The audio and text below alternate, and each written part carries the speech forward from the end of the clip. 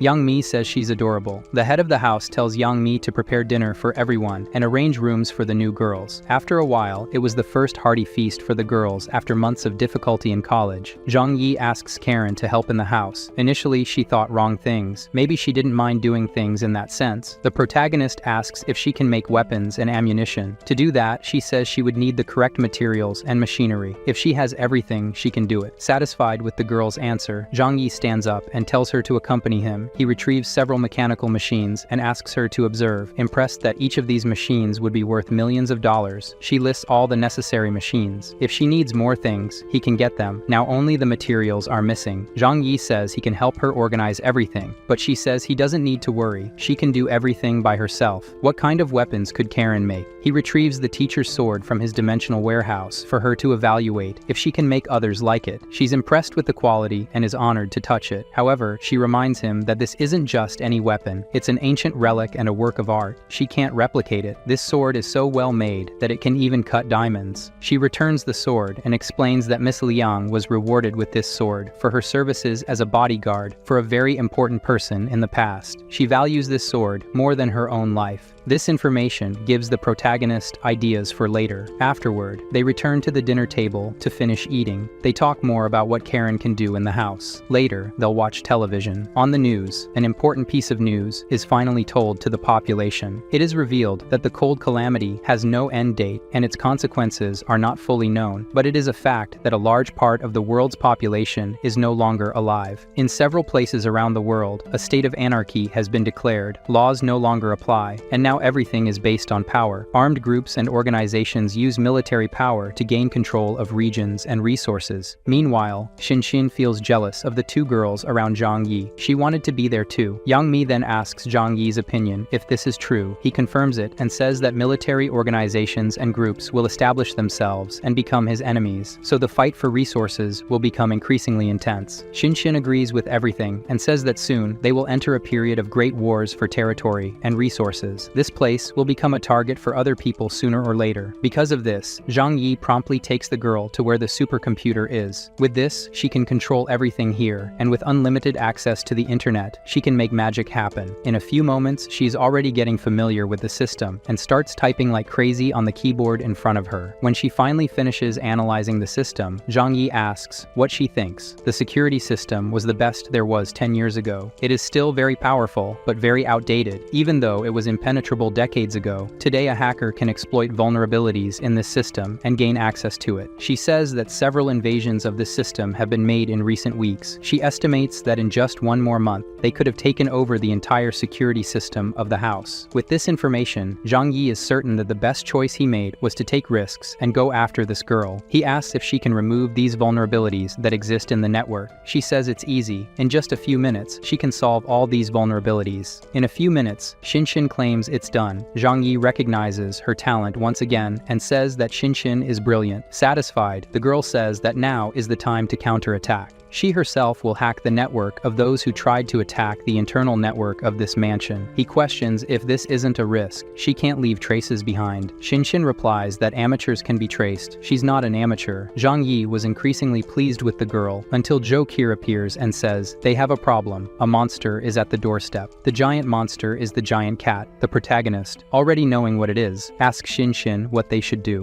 The cat must really like her and is here because it's concerned about Xinxin's safety. If that's the case, Zhang Yi says their goal now is to tame this creature. He takes Xinxin out of the security room. The protagonist calms the girls, and Xinxin goes to the window where the little kitty is. Sensing the cat is calm, the protagonist grabs Xinxin and says, they're going out now to feed the cat personally. They approach, and the kitty remains calm. However, when Zhang Yi gets too close, it opens its eyes with a threatening tone. He tries to negotiate with the monstrous cat, using food from his dimensional warehouse. He tries to say that if she's a good kitty, she can have this. The kitty seems to ponder this and refuses to take the food. Xinxin reminds that the kitty is a street cat. Street cats are the most suspicious animals in the world. That's not how he's going to earn the kitty's trust. The protagonist then hands over the food and says that if the kitty promises not to attack the village on the other side, she can have the food. The smart kitty seems to understand. She agrees to eat the food and won't eat any humans from the village on the other side of the frozen lake. After this agreement is made, he returns with Xinxin to the house, and then Zhou says something impressive happened. The little kitty simply shrank in size. This means she didn't become giant with the mutation. She gained the ability to become large with the mutation. This also helps them understand how a giant cat managed to feed by eating a few students in the academy. Obviously, she would shrink to eat. Additionally, Xinxin says this also explains the fact that the kitty could suddenly disappear, and not even the teacher could find her. Besides appearing without anyone noticing such a large cat approaching, Zhang Yi, observing the kitty, realizes she's injured from the fight, but she doesn't seem to care. Nonetheless, he says he'll try to administer medicine to try to gain the kitty's trust later. When night falls, the two girls go to sleep in their room. Karen says it feels like a dream. This morning they were cold and hungry at college. Tonight, they're in such a comfortable place, in a very cozy bed, with their bellies full of food. Embarrassed, Xinxin says, all this is thanks to Zhang Yi. Besides, he's very smart and resourceful. Being by his side is the safest place there is currently. She says they need more weapons and further strengthen the bunker, while they talk and brainstorm about what they could do to further improve their home.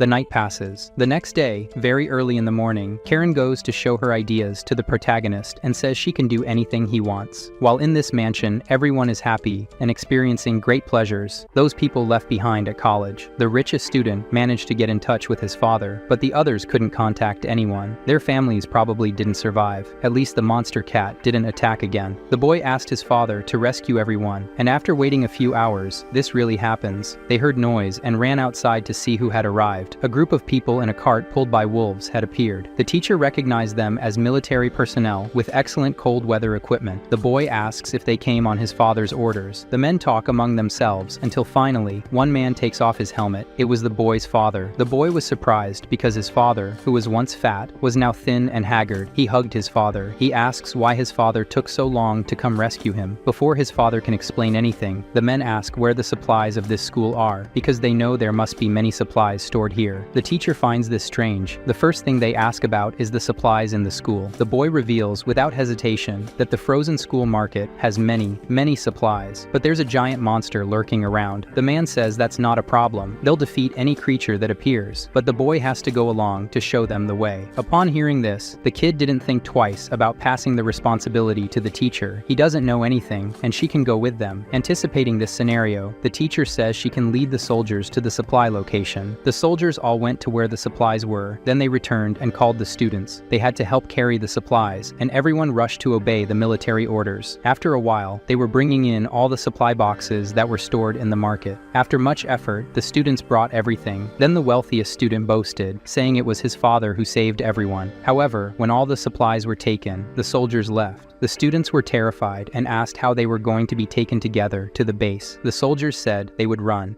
They complained about why there wasn't transportation for them as well. Another student said it's over 10 kilometers to the base. The soldier made it clear that whoever complains again will be treated as a deserter and will receive punishment. They must shut up and follow whoever they can. The teacher took out a bag of chocolate, gave one to each of the students who were already exhausted, and with that, they walked until nightfall and reached the base at the foot of the mountain. They were ordered to enter the base, descending the stairs. The place was very large and technological, and there was no one there. The teacher tried to keep everyone calm, and soon after, a group of soldiers in sealed suits arrived and applied gas to them. After that, a slightly greedy woman introduced herself and asked them to cooperate. This is just a disinfection to ensure that no disease will spread in the base. They lined up, and everyone went through disinfection, blood tests, and fecal tests. After all the tests were done and they waited, they were served a portion of a white yogurt. They said it was very tasty, and everyone ate it together. Would you like to try this yogurt? After a while, she quickly asked who his son was. The frightened father said this is his son. The woman ordered her team to take them to the appropriate place. However, she told the son that he must go somewhere else. Before leaving, the boy told the other students that he's not like them. He's important here because of his father. Before he left, the father warned the son to follow the rules. Don't break the rules. The woman led the boy to another place, and the other students whispered from afar that this isn't right. He's being privileged.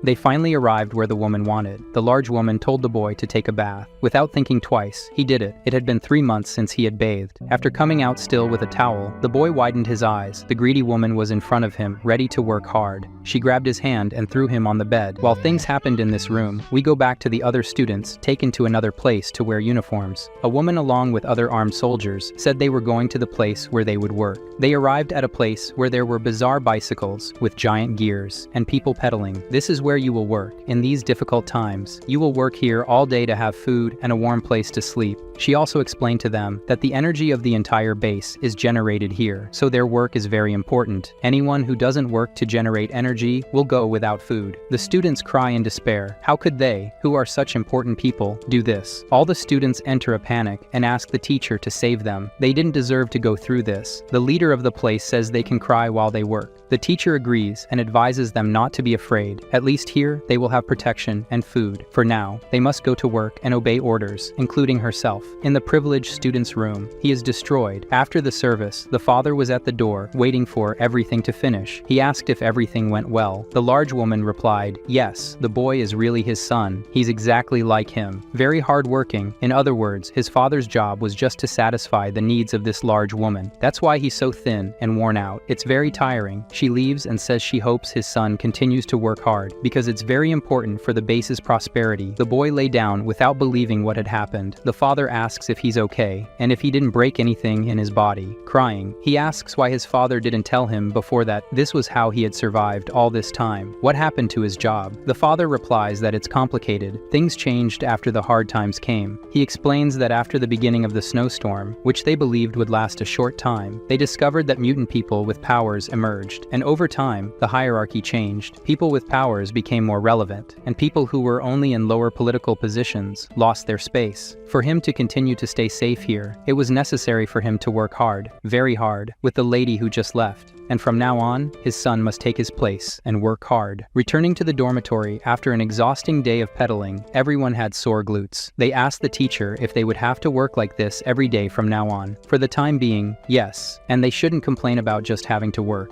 That's how people live in the normal world too. However, they are not normal, they are the elite. Do important people have to work too? Why do they have to suffer? They want the teacher to come up with a solution so they don't have to work. During this discussion, the most influential boy returns to the room looking very sad and downcast. They then ask him if he, being important, can change their situation. However, he says that things here aren't as he thought. Now all they can do is follow orders. Each one has their function that deserves respect here. The teacher then asked if he had returned to where he was and what he was doing. The frustrated boy said that he was now getting to know the base. Now he understands how things really work here. He held a meeting and explained to everyone that from now on, they have to rely only on themselves. As he explained the new social hierarchy, the teacher realized that she, with her position as a teacher, no longer holds any significance. But as an experienced fighter, a strong mutant, she has some value. The teacher asked him to explain the current situation of the base. He said that this place is run by Chen Xining, who with the support of the Awakened, has become the new leader of the area, and now, he controls everything. The people close to him who are important live in layer number 1 of this area and have a comfortable life. In total, there are 4 layers in the base. The leader and his family live in layer 1. In layer 2, the technicians and scientists have a comfortable life. In layer 3, the mutants with powers also have a good life. In the 4th layer are the people who have to work to generate energy for the base and have a miserable life. The boy, frightened, explains to them that he doesn't intend to rebel. The people from the 3rd level ensure security. Here, no one has a chance to even think about going against them because they will be annihilated. After seeing all this, one of the boys grabs the guy by the neck and says it's all his fault. He promised they would have a good life, that they would be saved. He retorted, saying they preferred to stay in college, die by the giant cat, or go without food. He lets go and says that if they have any chance of improving the situation, it depends on teacher Liang. The other students turn to her and say that they are her responsibility. She has to help them improve their lives. They can't work hard in life, at least let them have an easy job. After seeing so much absurdity, the woman said she was tired and would rest to work tomorrow. The next day, everyone wakes up to go to work, all in a line. The local supervisor announces that today is a day to thank the savior, Chen Xining, for saving them all. From time to time, all the personnel working at the base are gathered to stand and glorify the savior who conquered the base and keeps them all safe. While everyone follows the herd effect, the teacher is the only one who realizes what is happening here. The supervisor says over the loudspeaker that they are grateful to the supreme leader of the base. The teacher knows that this is brainwashing. Everyone is invited to step forward, take a megaphone, say their name, what they like, and that they are grateful to be part of the family. In this morning meeting, they are taken to eat porridge rations. The teacher notices that the other students are already mingling with the others and seem a little happier. The boss's secretary enters the room with her escort, and over the loudspeaker asks if Liang is here. If she is, she must follow her. She goes to the woman to greet her and obey orders. Her students even think that this is a plan of the teacher to improve their situation in the base. But the secretary stares at everyone, and they understand the message. Return to your places. With the teacher, the secretary is polite, and after walking through the base, they arrive at the supreme leader's office. With great respect, he greets the teacher and tells her to sit down. The leader explains all his plans and ambitions for this base. With so much kindness, she listened to everything he has to say. His secretary will take the teacher to her new residence, there on level 2, and now she will be a military officer because she has awakened powers. Meanwhile, the most luxurious place of all is Zhang Yi's pleasure residence. After much insistence on trying to make friends with the cat, feeding her the best food he has. Gradually, the protagonist convinced the precious blossom cat to trust him. The animal watches her precious friend Shinshin completely trust the man, so she decides to try. He thought that now he would succeed, but the cat ignores him and enters his house for the first time. She marks her territory, tears up the $1,000 sofa, and the protagonist accepts it without complaining. Jokir says thank goodness this kitty isn't a woman, because if that were the case, she would lose her function to this cat. The kitten does everything she has to do, and then curls up in an armchair and sleeps. He tries to pet her, and the kitten doesn't allow it, but after insisting, he succeeds. There, after much effort, the animal's trust is gained. After being tamed, Yang Mi bathes with her every time. Are those giant melons floating? Jokir and the other girls also approached the new pet of the house. Everything was going smoothly. Xin was also mastering the house's technology with her hacking power. She discovered where the attempts to breach the house's security system were coming from, and thanks to her skills, it was straightforward to find out where they are, and they have no idea she's in their system. It was precisely from the base where Xin's teacher is. Soon they should find out and try to attack this mansion. The confident protagonist says that when that time comes, he will destroy all his enemies without fear. He goes to Karen to find out about the progress in improving security. Karen says she made a silencer for him. His rifle is lethal, but it makes too much noise. Now he can be more discreet while carrying out his eliminations. She did a good job, even though the girl says that's the least she can do. She'll do anything he wants. He sits next to the girl and puts his hand on her shoulder. He asks if she knows how to manufacture grenades and explosive mines. I'm not sure if she's uncomfortable or shy. She looks at him with a questioning look and says he's underestimating her. The girl thought it was something complicated, but it's straightforward. The protagonist thought being able to do that was already incredible. She explains that people have been doing this since medieval times. She, as an expert, can do it blindfolded if she has the materials. If that's the case, Zhang Yi explains that enemies of an armed organization can attack their base, and they have mutant powers. She is concerned if they are in danger, but the protagonist reassures her and says no, he can keep everyone safe. Furthermore, the protagonist says that since the first time he saw the girl, he felt a special affinity for her. The girl questions if this is really true. He just asks when he ever lied to her. He felt something for her. It's as if she were a sister he has to protect. These words leave her deeply sad, so she also has no chance of being something more to him. Zhang Yi strokes her face and says that as long as she works for him, she will have a safe life. The girl perks up again and says she will do everything he asks, without any restriction. Now Zhang Yi leaves the girl to work. He admits that his method is to make her totally devoted to him, to try to win his approval with the best possible work. He urgently needs her to pass weapons to him, to use against his new enemies. The next step was to contact Chun and Uncle Yu. He tells them that he discovered the existence of a fortress that will be a threat to him. These soldiers are already spreading out. They shouldn't reveal to anyone that they have special abilities. Uncle Yu and the otaku agree and will be careful as he asked.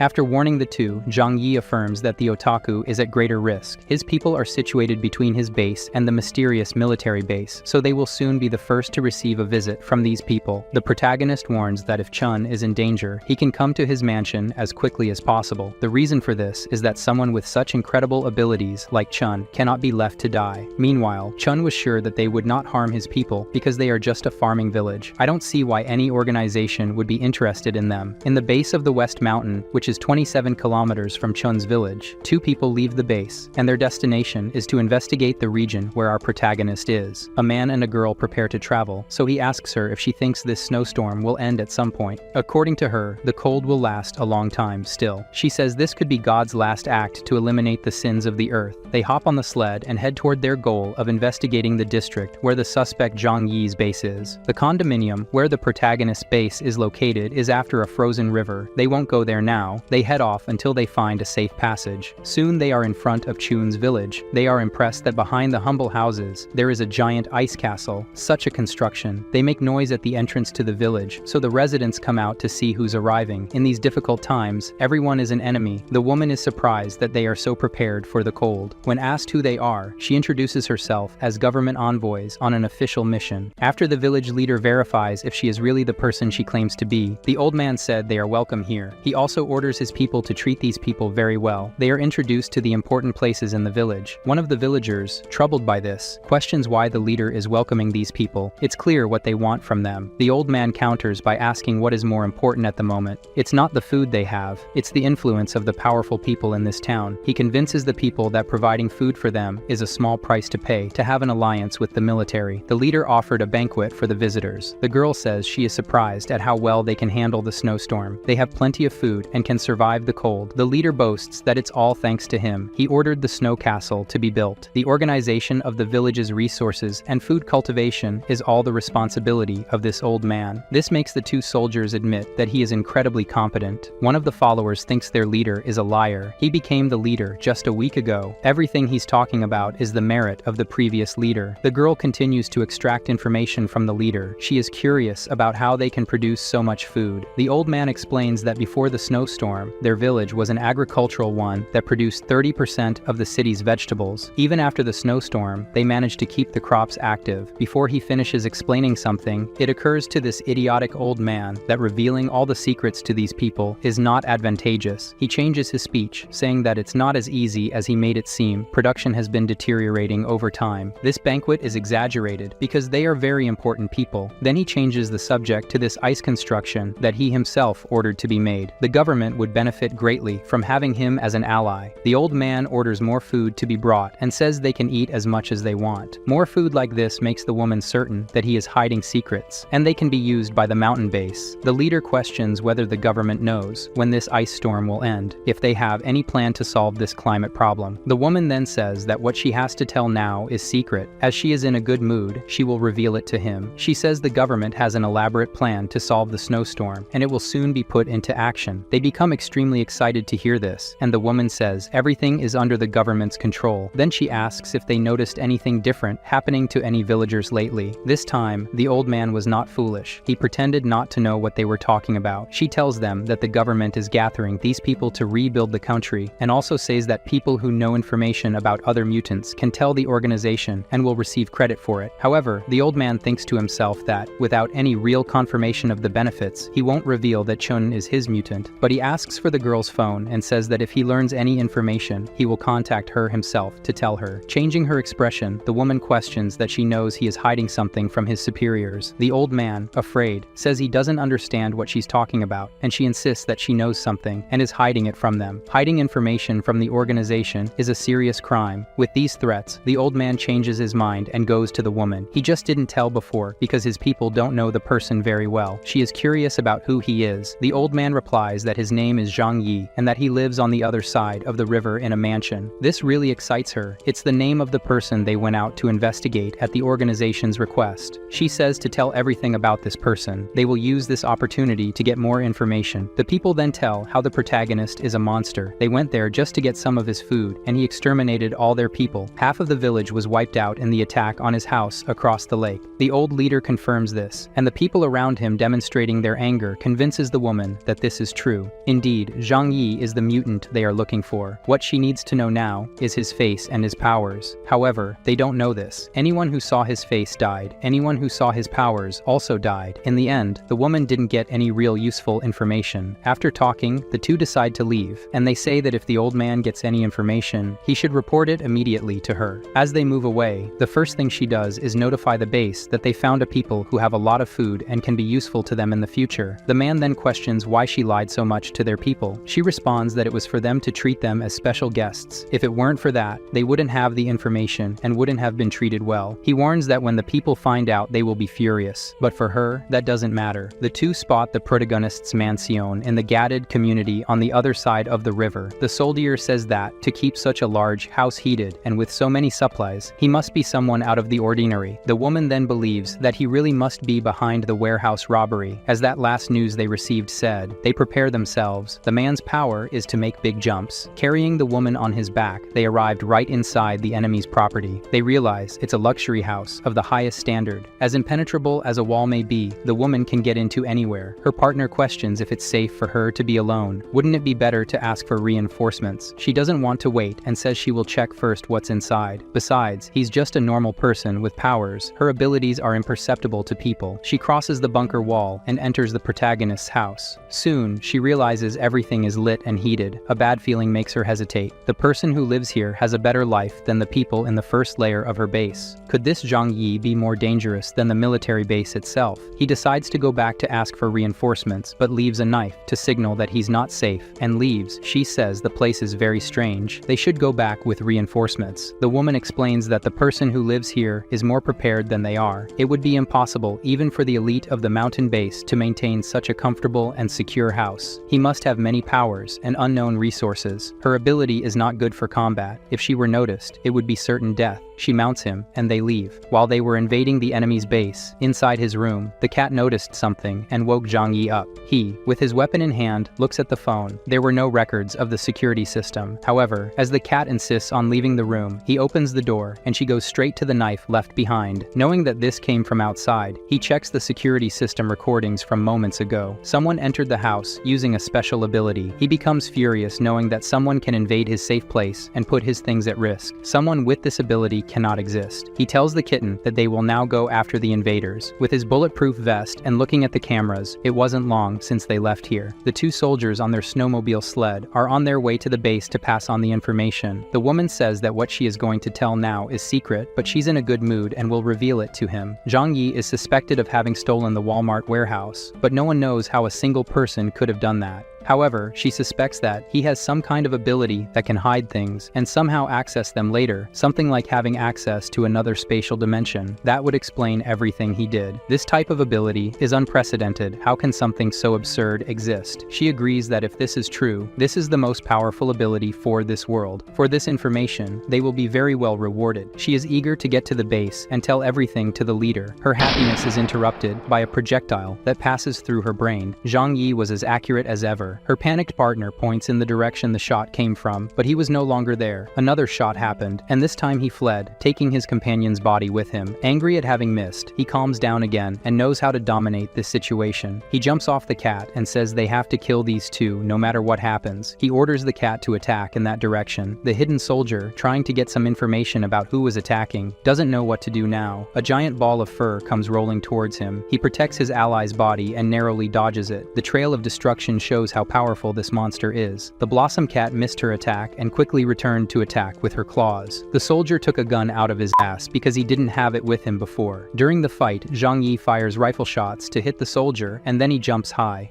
Now in the air, the protagonist is sure that he won't be able to escape the next shot. The soldier escaped a cat attack, and when he noticed a projectile coming towards him, he did his best to dodge it too. Unfortunately, he managed to dodge a rifle, but now from the next attack of the Blossom Cat, he was not able to. He swallowed his arm and left it stuck. This opportunity was seized by Zhang Yi, who perfectly hit his skull. The two people were lying in the snow, and the Blossom Cat wanted to say something to him. Zhang Yi, not understanding what she means, then realizes that the girl's body began to emanate a yellow energy. Curious about this, he goes to her and wonders if this has to do with the girl's powers. Trying to touch the girl, this energy flows into his body. He feels that it was the girl's powers that are now part of him. Very happy with this, he kisses the Blossom Cat. He picks up the girl's body to examine and puts it inside his storage space.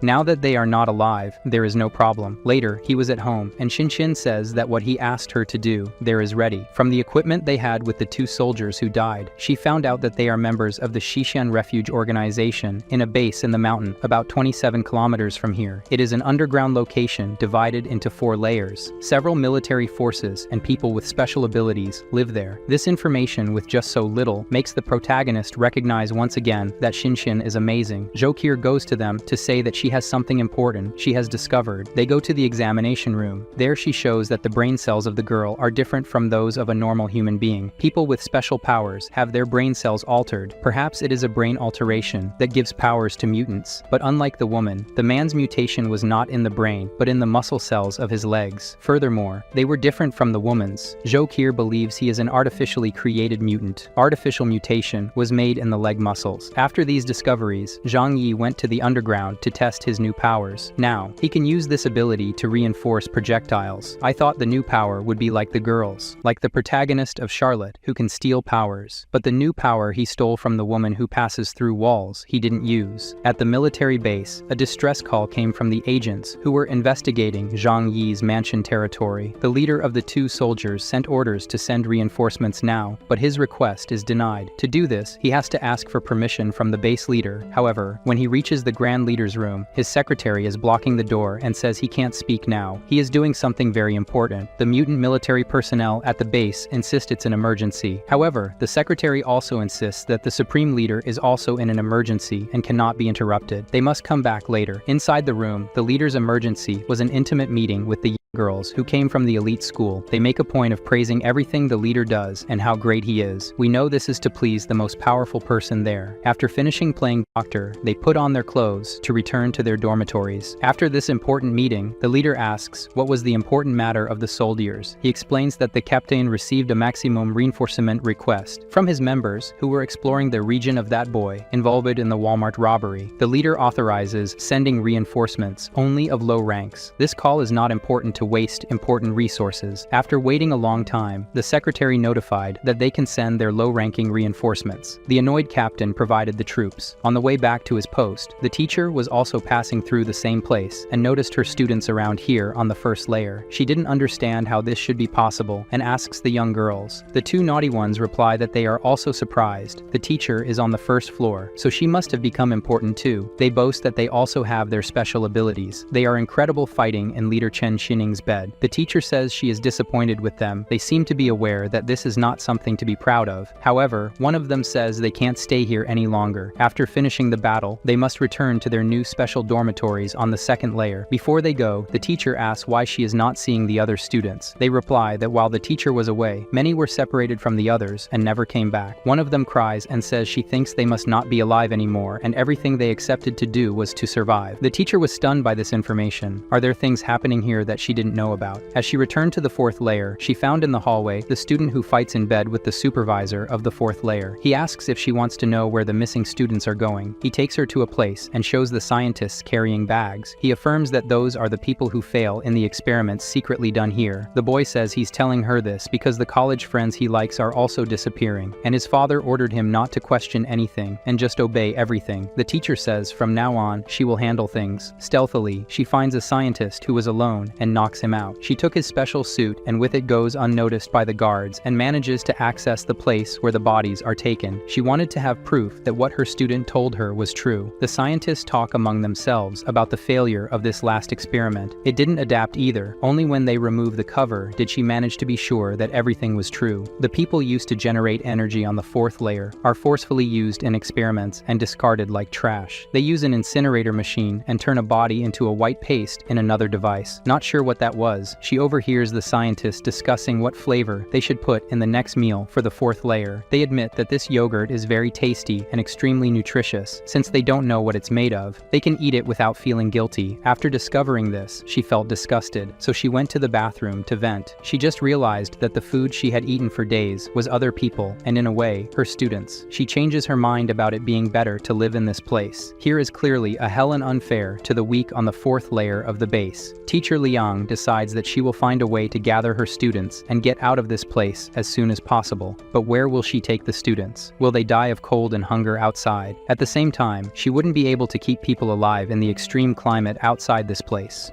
Meanwhile, that night the soldiers sent as reinforcements are in front of Zhang Yi's house. One of them was walking on the territory and triggered a trapline. Several pieces of him were scattered in the snow. The captain was furious about this and is sure that the culprit is the wretch living in that fortress. The noise of the explosion and now the gunfire made the protagonist realize they were being attacked. He ordered to activate Karen's new force field defenses. He has the strongest power, the two most incredible minds working for him. Zhang Yi watches through the window, satisfied with the result. His new opponents have finally arrived. The soldiers decide to search and disable all the traps hidden in the snow. The same thing Chun's village tried to do before, and now they met the same fate. Zhang Yi activated the remote explosives, and more soldiers went to visit Queen Elizabeth. The captain gets increasingly furious. The soldiers warn that they know nothing about the enemy. They've already lost many just in the first traps. They should ask for even more reinforcements. This would be a disaster for the captain. They are the reinforcement team that just arrived and they're asking for more reinforcements. So he ignores the advice and says they should keep advancing. Even though it's risky, he decides to continue the attack so they don't return empty-handed. As they advance, Yang Mi was worried that if they decided to continue, then did they find a loophole in security? Zhang Yi confidently says that he inspects this place almost every day and trusts Karen and Xinshin's work. There is no security loophole. She then questions why Zhang Yi doesn't attack them while they are busy with the traps. The protagonist replies that he wants to know what they are capable of. The soldiers gather and come to the conclusion that this refuge was made precisely to protect itself from human attacks. That miserable owner of this place should have known the world would descend into chaos. The captain's plan is to use explosives to make a passage into the house. A soldier manages to infiltrate and place several explosives while the homeowner watched calmly. Zhang Yi then says, "It's time they had a lesson in facing their enemies." The man runs away from the house, and then the explosives are activated. A strong explosion results in only a small hole that melted the snow around it. Upon investigation, they see that they hadn't even scratched the shelter's walls. If this is as they think, the only alternative is to dig a tunnel, as the top is indestructible. They give up trying to capture Zhang Yi alive, and it's ordered that the sniper eliminates the target. The protagonist has always been watching everything through the window. The sniper fires and misses the target. Besides not hitting the right place, the window glass was the most resistant there is and didn't even scratch. Zhang Yi was disappointed with the power of the threatening mutants from the military base of the West Mountain. This reaction of his was noticed by the soldiers. The man shouts that it's not fair. How can that person have more incredible things than the government itself? The captain now accepts that unfortunately, it's impossible for them to succeed here. He orders everyone to retreat to the base immediately. Zhang Yi, upon realizing they are retreating, opens fire on them as well. The soldiers notice and fire in his direction, now that the enemy was exposed. This wasn't a mistake on Zhang Yi's part. He absorbed the projectiles into his alternate dimension and reflected the same projectiles back at them. The captain orders that they keep shooting, as it's a perfect opportunity. Everyone shoots at the same time. He absorbs all the projectiles with his left hand and shoots with the other. He was like an impossible to hit target and was quickly eliminating all the soldiers. Even with the target exposed, the captain orders everyone to forget the attack and just flee. That demon is a mutant and his powers are too mysterious. The mutants use their movement powers like the other soldier, but one of them is hit in the leg and can't continue fleeing with the others. The rest hide behind a pile of snow and order the wounded not to move. He throws a smoke grenade, which will prevent the demon from hitting them. Zhang Yi had previously absorbed a quantity of snow from an avalanche and now throws it onto the soldiers hidden in the smoke. Almost all of them are now dead. A few hours later, in the underground base, the leader received the report from the troops sent as reinforcements. They encountered a formidable enemy, and almost all the soldiers were killed. The leader, who previously disregarded the information about Zhang Yi, now has every reason to give it importance. His secretary informs him that the place where he now resides is a super-protected shelter that belonged to a millionaire named Wang Simon and was built 10 years ago. The leader, considering himself a Sherlock Holmes, deduces various things about Zhang Yi, who was once just a stock supervisor in a market, but now lives alone in an impenetrable base with more resources and luxuries than they have here in the military base in the mountains. When the first two soldiers fled and radioed that they had valuable news, he pursued the two stealth specialist soldiers and managed to eliminate them. This means he has a very big secret that cannot be discovered. The base leader now believes that all the resources from Walmart are in the boy's possession, so he is a source of nearly infinite food, and surely the boy's powers are related to being able to stockpile things with him. It's possible he has many more resources than the vanished warehouse. Now the man decides it's worth focusing all military forces on capturing these resources. The secretary warns that the base's internal resources are dwindling, and the resources from that boy could provide all the base residents with an abundant life for over 10 years. As a result, hundreds of soldiers were sent from the base, and they all arrived at Chun's village. The otaku called Zhang Yi to alert him about what was happening. Before the otaku could speak, the protagonist stated that an army must have arrived in his village with the aim of attacking the shelter on the other side of the frozen lake.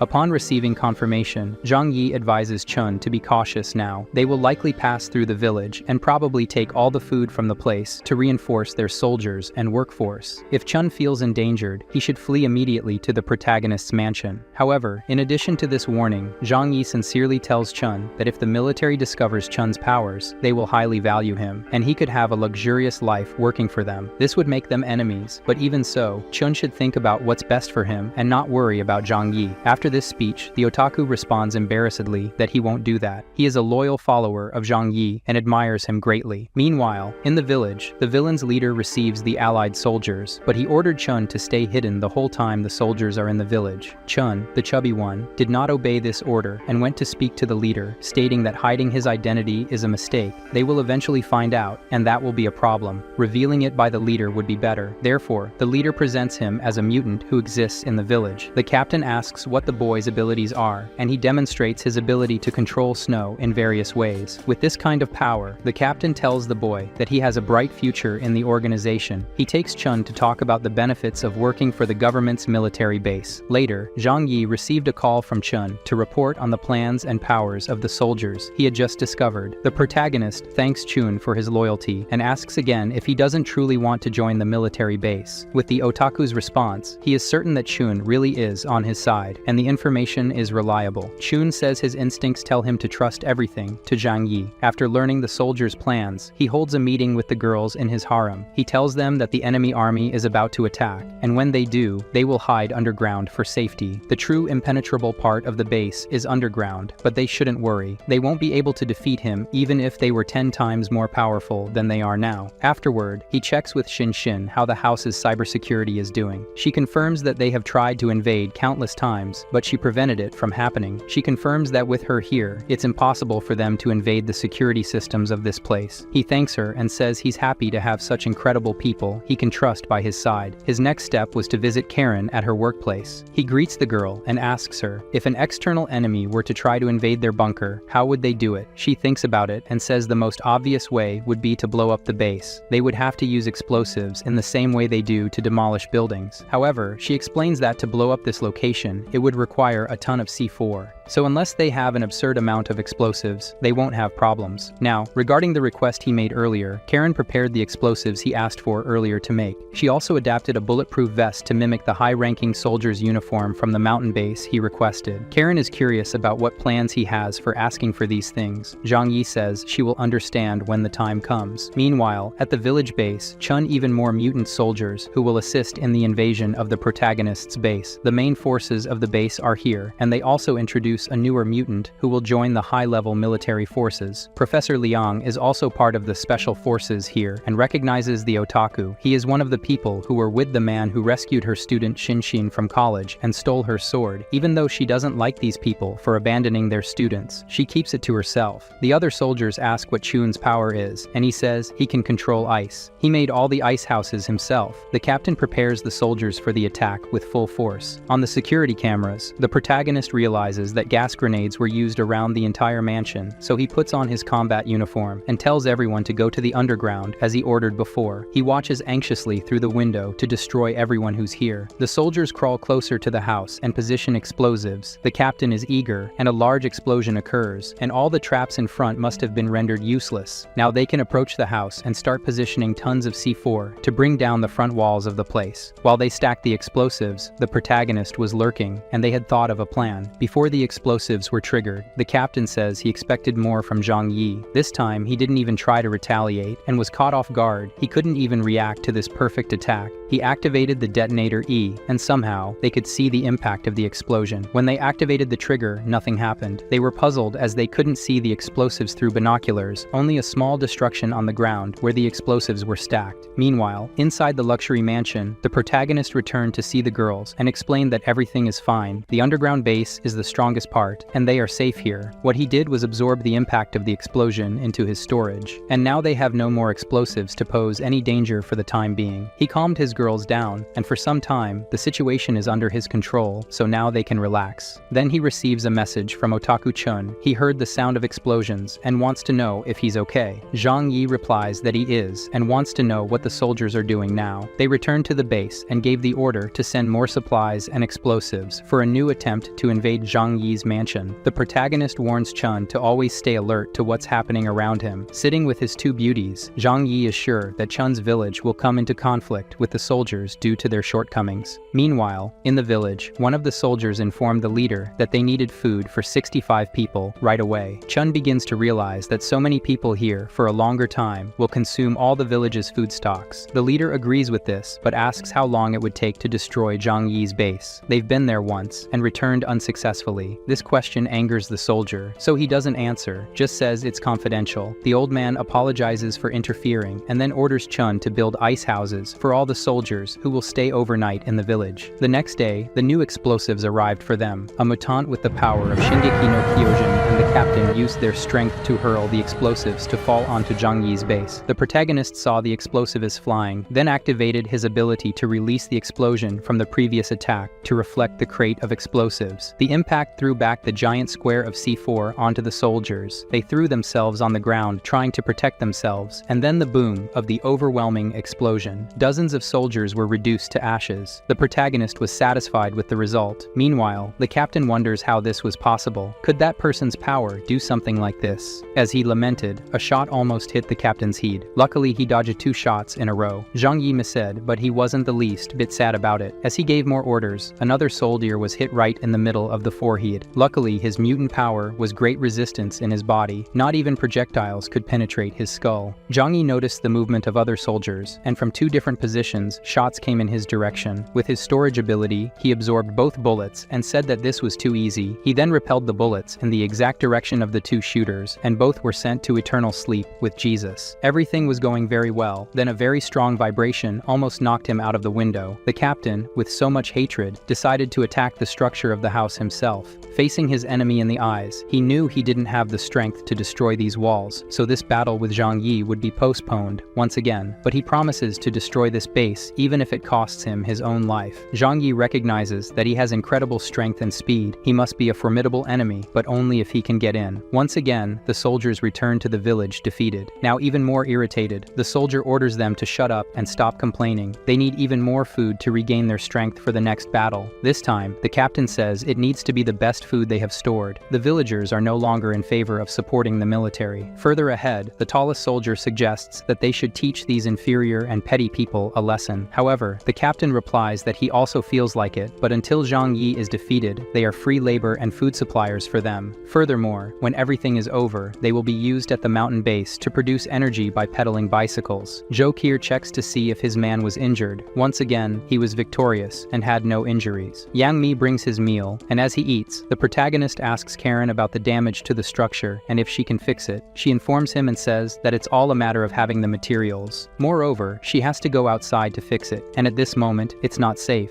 Just knowing that it's possible is enough. There's no rush for it. He drinks his beverage, and the other girls also want some. They all toast to celebrate another victory. Later, at dinner time, Shinshin informs the protagonist that Professor Liang contacted him. She hands him her phone, and the woman says by message that she intends to negotiate. Before calling the professor, the protagonist asks Shinshin if this woman is trustworthy. She confirms that she always keeps her word. Liang insists on speaking on the phone. She reveals that she's infiltrated the military forces of the Western Mountain Base and can exchange favors with Zhang Yi. The professor says that her students at the base are in danger, so she has no choice but to cooperate. She can be useful to him inside, and all she wants in return is the safety of her students. He responds that when he has something to ask in return, he will get in touch. The protagonist hangs up the phone and tells the girls about the situation of the people in that base on the Western Mountain. Karen, upon learning the fate of her college colleagues, feels sad. Even though she wasn't friends with anyone, she also didn't wish harm upon them. Zhang Yi questions if Shinshin's plan to create a Trojan horse is possible. The girl on 4 wheels says that Professor Liang could infiltrate the base and insert a flash drive so she could access the base's internal systems. Zhang Yi calls back and says that his request is for her to take a flash drive and put it into a computer at the base afterward. She agrees and will trust his word because risking her life to save one of his students who was important to him shows he is a man of value. Later, the captain informs all the villagers that the military is still at the base to save them from the demon that could return to destroy their people. The village should unite and cooperate to destroy the demon that lives on the other side of the lake. The captain goes to the meeting room and warns that the time until the villagers' revolt is short, and some villagers would surely die seeking revenge for the death of their loved ones. This obviously sparked Liang's indignation, being in favor of goodness, and she told him she couldn't bring herself to sacrifice innocent people just to achieve their desires. In response, Feng stated that if she had any other solution to avoid confrontation with the villagers, he was willing to listen. A second leader tried to calm her and explain that she should help them obtain resources from Zhang Yi so that their students could live safely. Hearing this, Professor Liang lost hope and then began pretending to be on their side, as the lives of her students were more important than those of the villagers. She agreed with Feng as long as he tried to avoid the death of the villagers due to overwork. Feng instructed the villagers to prepare to dig tunnels, urging them to unite to rid themselves of the demon. Zhang Yi once and for all. However, the villagers began to oppose, fearing dialogue, even when the old village leader tried to intervene and convince them that Zhang Yi's death would bring them peace. They all refused to participate in the excavation at first because Zhang Yi had never attacked them since they made a peace agreement with him. This left Liang worried, and she called Zhang Yi to inform him about the situation. She wanted to know what his next move would be. Zhang Yi said he would let them dig as they pleased. He had the situation under control. The teacher then asked for his home address. She needed to know, wouldn't he come to fetch her later? Zhang Yi simply said that things would happen in due time. The next morning, they attacked Zhang Yi's bunker from all sides, while he watched without concern, as if he were in a movie. However, Yang Mi had a question that intrigued her. How could Zhang Yi not care that they were digging into his base? He asked Xin to explain. They have equipment that will detect the proximity of anything underground. Letting them expend energy on this is part of the strategy now. Many of them began to die from cold and exhaustion. Those who attempted to rebel would be punished, and definitively so, as he would not allow anyone to go back on their agreement. A few days later, Liang became tense and called Zhang Yi, informing him that people were dying. He replied that he would start executing his plan soon, but had some questions for her. The first was why the number of mutant attacks was decreasing every day. Liang explained that only the leaders were attacking now, while the others were in the village to prevent any rebellion from the dying villagers. Then Zhang Yi said he understood and agreed with her, preparing to act. He left through a secret passage and with his snowmobile drove to Chun's base in his high-ranking military uniform. As soon as the soldier saw it was a superior, he showed respect. At that moment, his life was taken mercilessly. With this first one eliminated, other soldiers inside the village smelled blood and the reaction of the dogs. They went after the culprit, who was wearing the uniform of a superior. They engaged in combat and were completely eliminated by the mutant with dimensional powers and an incredibly sharp sword. When the high-ranking mutants who were away from the village noticed the alert signal, they returned as quickly as possible to the base. Zhang Yi, after eliminating hundreds of soldiers in the village, went to Chun and took him to his mansion with the snowmobile. When they returned to the village, they found the bodies of their comrades strewn around. The captain concluded that there must be a traitor for him to know they were out, and that this person must have informed Zhang Yi about the tunnel as well. He left the village after promising himself that he would find them, no matter the cost. Meanwhile, the elderly man was distressed because he didn't know what to say to the villagers whose loved ones had died without receiving any reward. Zhang Yi, on the other hand, was showing Chun her new room. He immediately embraced his new girlfriend. After leaving the room, he went to the control room where Liang and Xin were. The teacher had also been brought to the base and had become a traitor to the military base. Xin began to explain how she used the information she obtained from Liang to invade the base's systems. She cut off communication from Zishan's military base with Captain Feng's team. This left our MC pleased with his super hacker Loli. He then went to Liang and promised that he would save his students once he eliminated the threat from the leaders. However, his conversation was interrupted by the arrival of troops at the emergency exit. He said he was waiting for them and that it was time for war. Within seconds, he escaped from prison and appeared before them. One of the leaders pointed out that the target was alone and exposed right there. With great anger, one of them advanced to kill Zhang Yi. Even though his colleague tried to warn him about his recklessness, he was determined to kill Zhang Yi. As he approached close enough and thought he would succeed, Zhang Yi pressed a button on the ground, which was connected to a bomb that exploded and dumped tons of snow on him. On the other side, they spotted the traitor Liang, while Feng urged her to pay the price for her betrayal. But Liang explained that she had never been one of them and began her fight with the captain. One of the leaders, even using an ice wall to defend herself,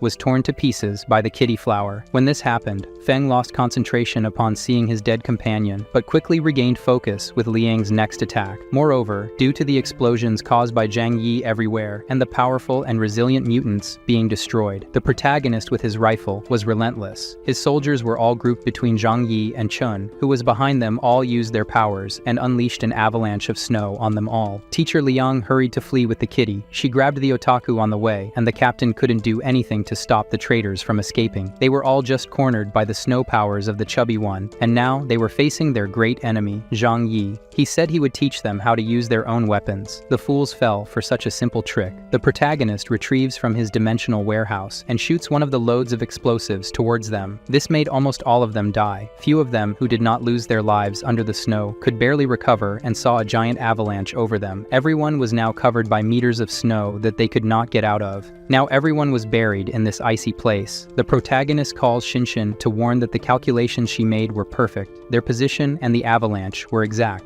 Now everyone can return home victorious. The teacher suggests they should look for the captain and make sure he was dead, but Zhang Yi confirms that he will slowly turn into ice cream under that snow and die for sure. After that, they returned home. The MC joined his wives to enjoy some good wine. Zhang Yi, while enjoying the moment, told Jokir that she should be grateful for being one of the few people in the world to survive so well. From this moment on, our heroes began to live happily ever after, and thus we have reached the end of the first season of this story of the evil Ice King. Whoever leaves a like, legends say, and will have their waifus guaranteed.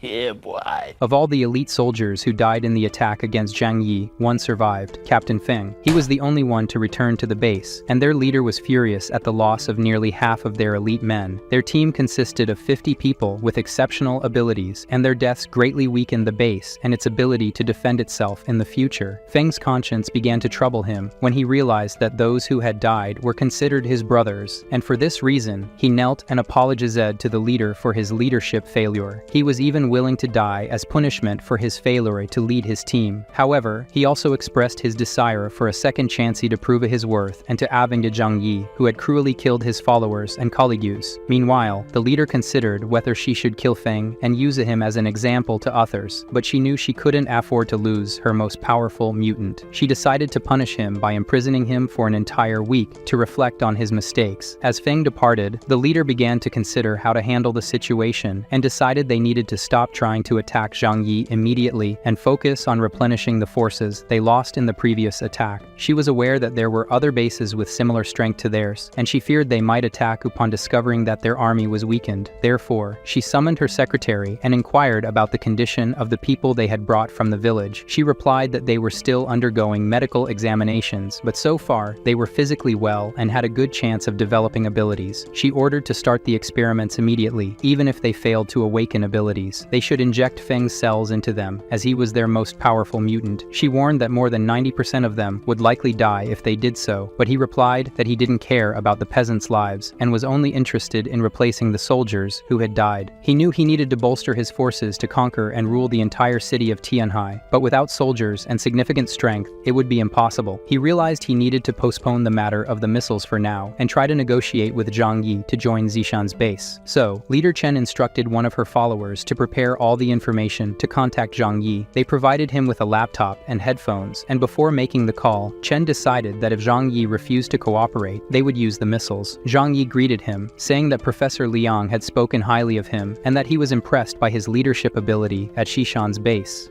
Chen felt he was being mocked by his manner of speaking and became irritated, stating that what he was doing was not in his interest. Zhang Yi replied that he knew very well that he was just a weak man since he couldn't face him after more than 50 of his men failed to do so in the past few days. So Zhang Yi continued to taunt him and asked how he would kill him after more than 50 of his men failed to do so. It was then that he became furious. Chen explained that he would not send anyone else to his bunker but missiles with enough force to destroy the entire bunker. Surprised, Zhang Yi replied that he knew he was lying since there was no base to launch missiles in the city of Tianhai. Chen said he knew people in the neighboring city who had a military base with missiles and who were responsible for bombing their base, although Zhang Yi was beginning to be convinced by his words, saying he didn't want to attack him with the rockets because he admired his talent and wanted to recruit him. Zhang Yi couldn't believe him on this rocket matter and therefore said he wanted proof that he had rockets. Throw some nearby for him to see. The leader called him stupid. Missiles aren't wasted to prove to someone that they have them. Zhang Yi began to realize by the way he spoke that he wasn't lying to him, but Zhang Yi couldn't believe his words. Our protagonist asked for a few days to think and respond. Chen agreed to give him only one day. Upon ending the call, the leader begins to pray that Zhang Yi accepts his threat and he doesn't have to waste such a precious resource. Our scoundrel protagonist wondered if he should just escape from this shelter for now. Shinshin doubted whether the leader of the Shinshan base really had these missiles in his hands to use, as he sent so many soldiers and didn't use these missiles before. Zhang Yi said there really is a military base in the neighboring city that has these weapons. If they take that risk and get bombed, it's the end of everything. Jokir then asks if they couldn't go back to where they lived before. Zhang Yi says, yes, that will be the first thing they do to protect themselves. The security of his harem is the most important thing. Chun was the saddest, as she had just arrived in this warm paradise. Professor Liang reminds him that he promised to save her children. He can't forget that. Zhang Yi stares at his computer lowly and then grabs a small chip from her and hands it to Liang, telling telling her that the rescue of her students depends on her success. As soon as she inserts this into a computer in the central area, everything will be possible. Liang left the base without being seen by anyone, still with access keys to important parts of the base, as she was the leader there. And as she walked, she encountered two of the staff, so she stopped to listen to them, while the staff talked about her and how they didn't expect Liang to leave, while leaving her students alone. This was a betrayal, so Leader Chen decided to experiment on all her students and many of the villagers. When these scientists left and got into an argument, Liang finally began to speak with Zhang Yi to say that they needed to get her students out of here as quickly as possible. He then said again, she must put the chip into a computer in the central area, and then he will be able to get all the students to escape. If she succeeds, he will honor his promise to provide shelter and food for her students for a while. Of course, Liang was tense at that moment, as she knew that the computer room was one of the most closely watched, but she also knew she needed to do it if she wanted to save her students and destroy the entire base forever. She finished speaking with him and set off to fulfill the mission. Zhang Yi was in the car with his girls, heading to Building 25. He told Xin that if Liang succeeds, they will devise a plan to attack the mountain military base. The lowly girl also reminded him that the information they could steal from them would be very valuable for the future. Zhang Yi says that unknown forces are indeed more worrying. When they find out more about them, at least they will know how to confront them.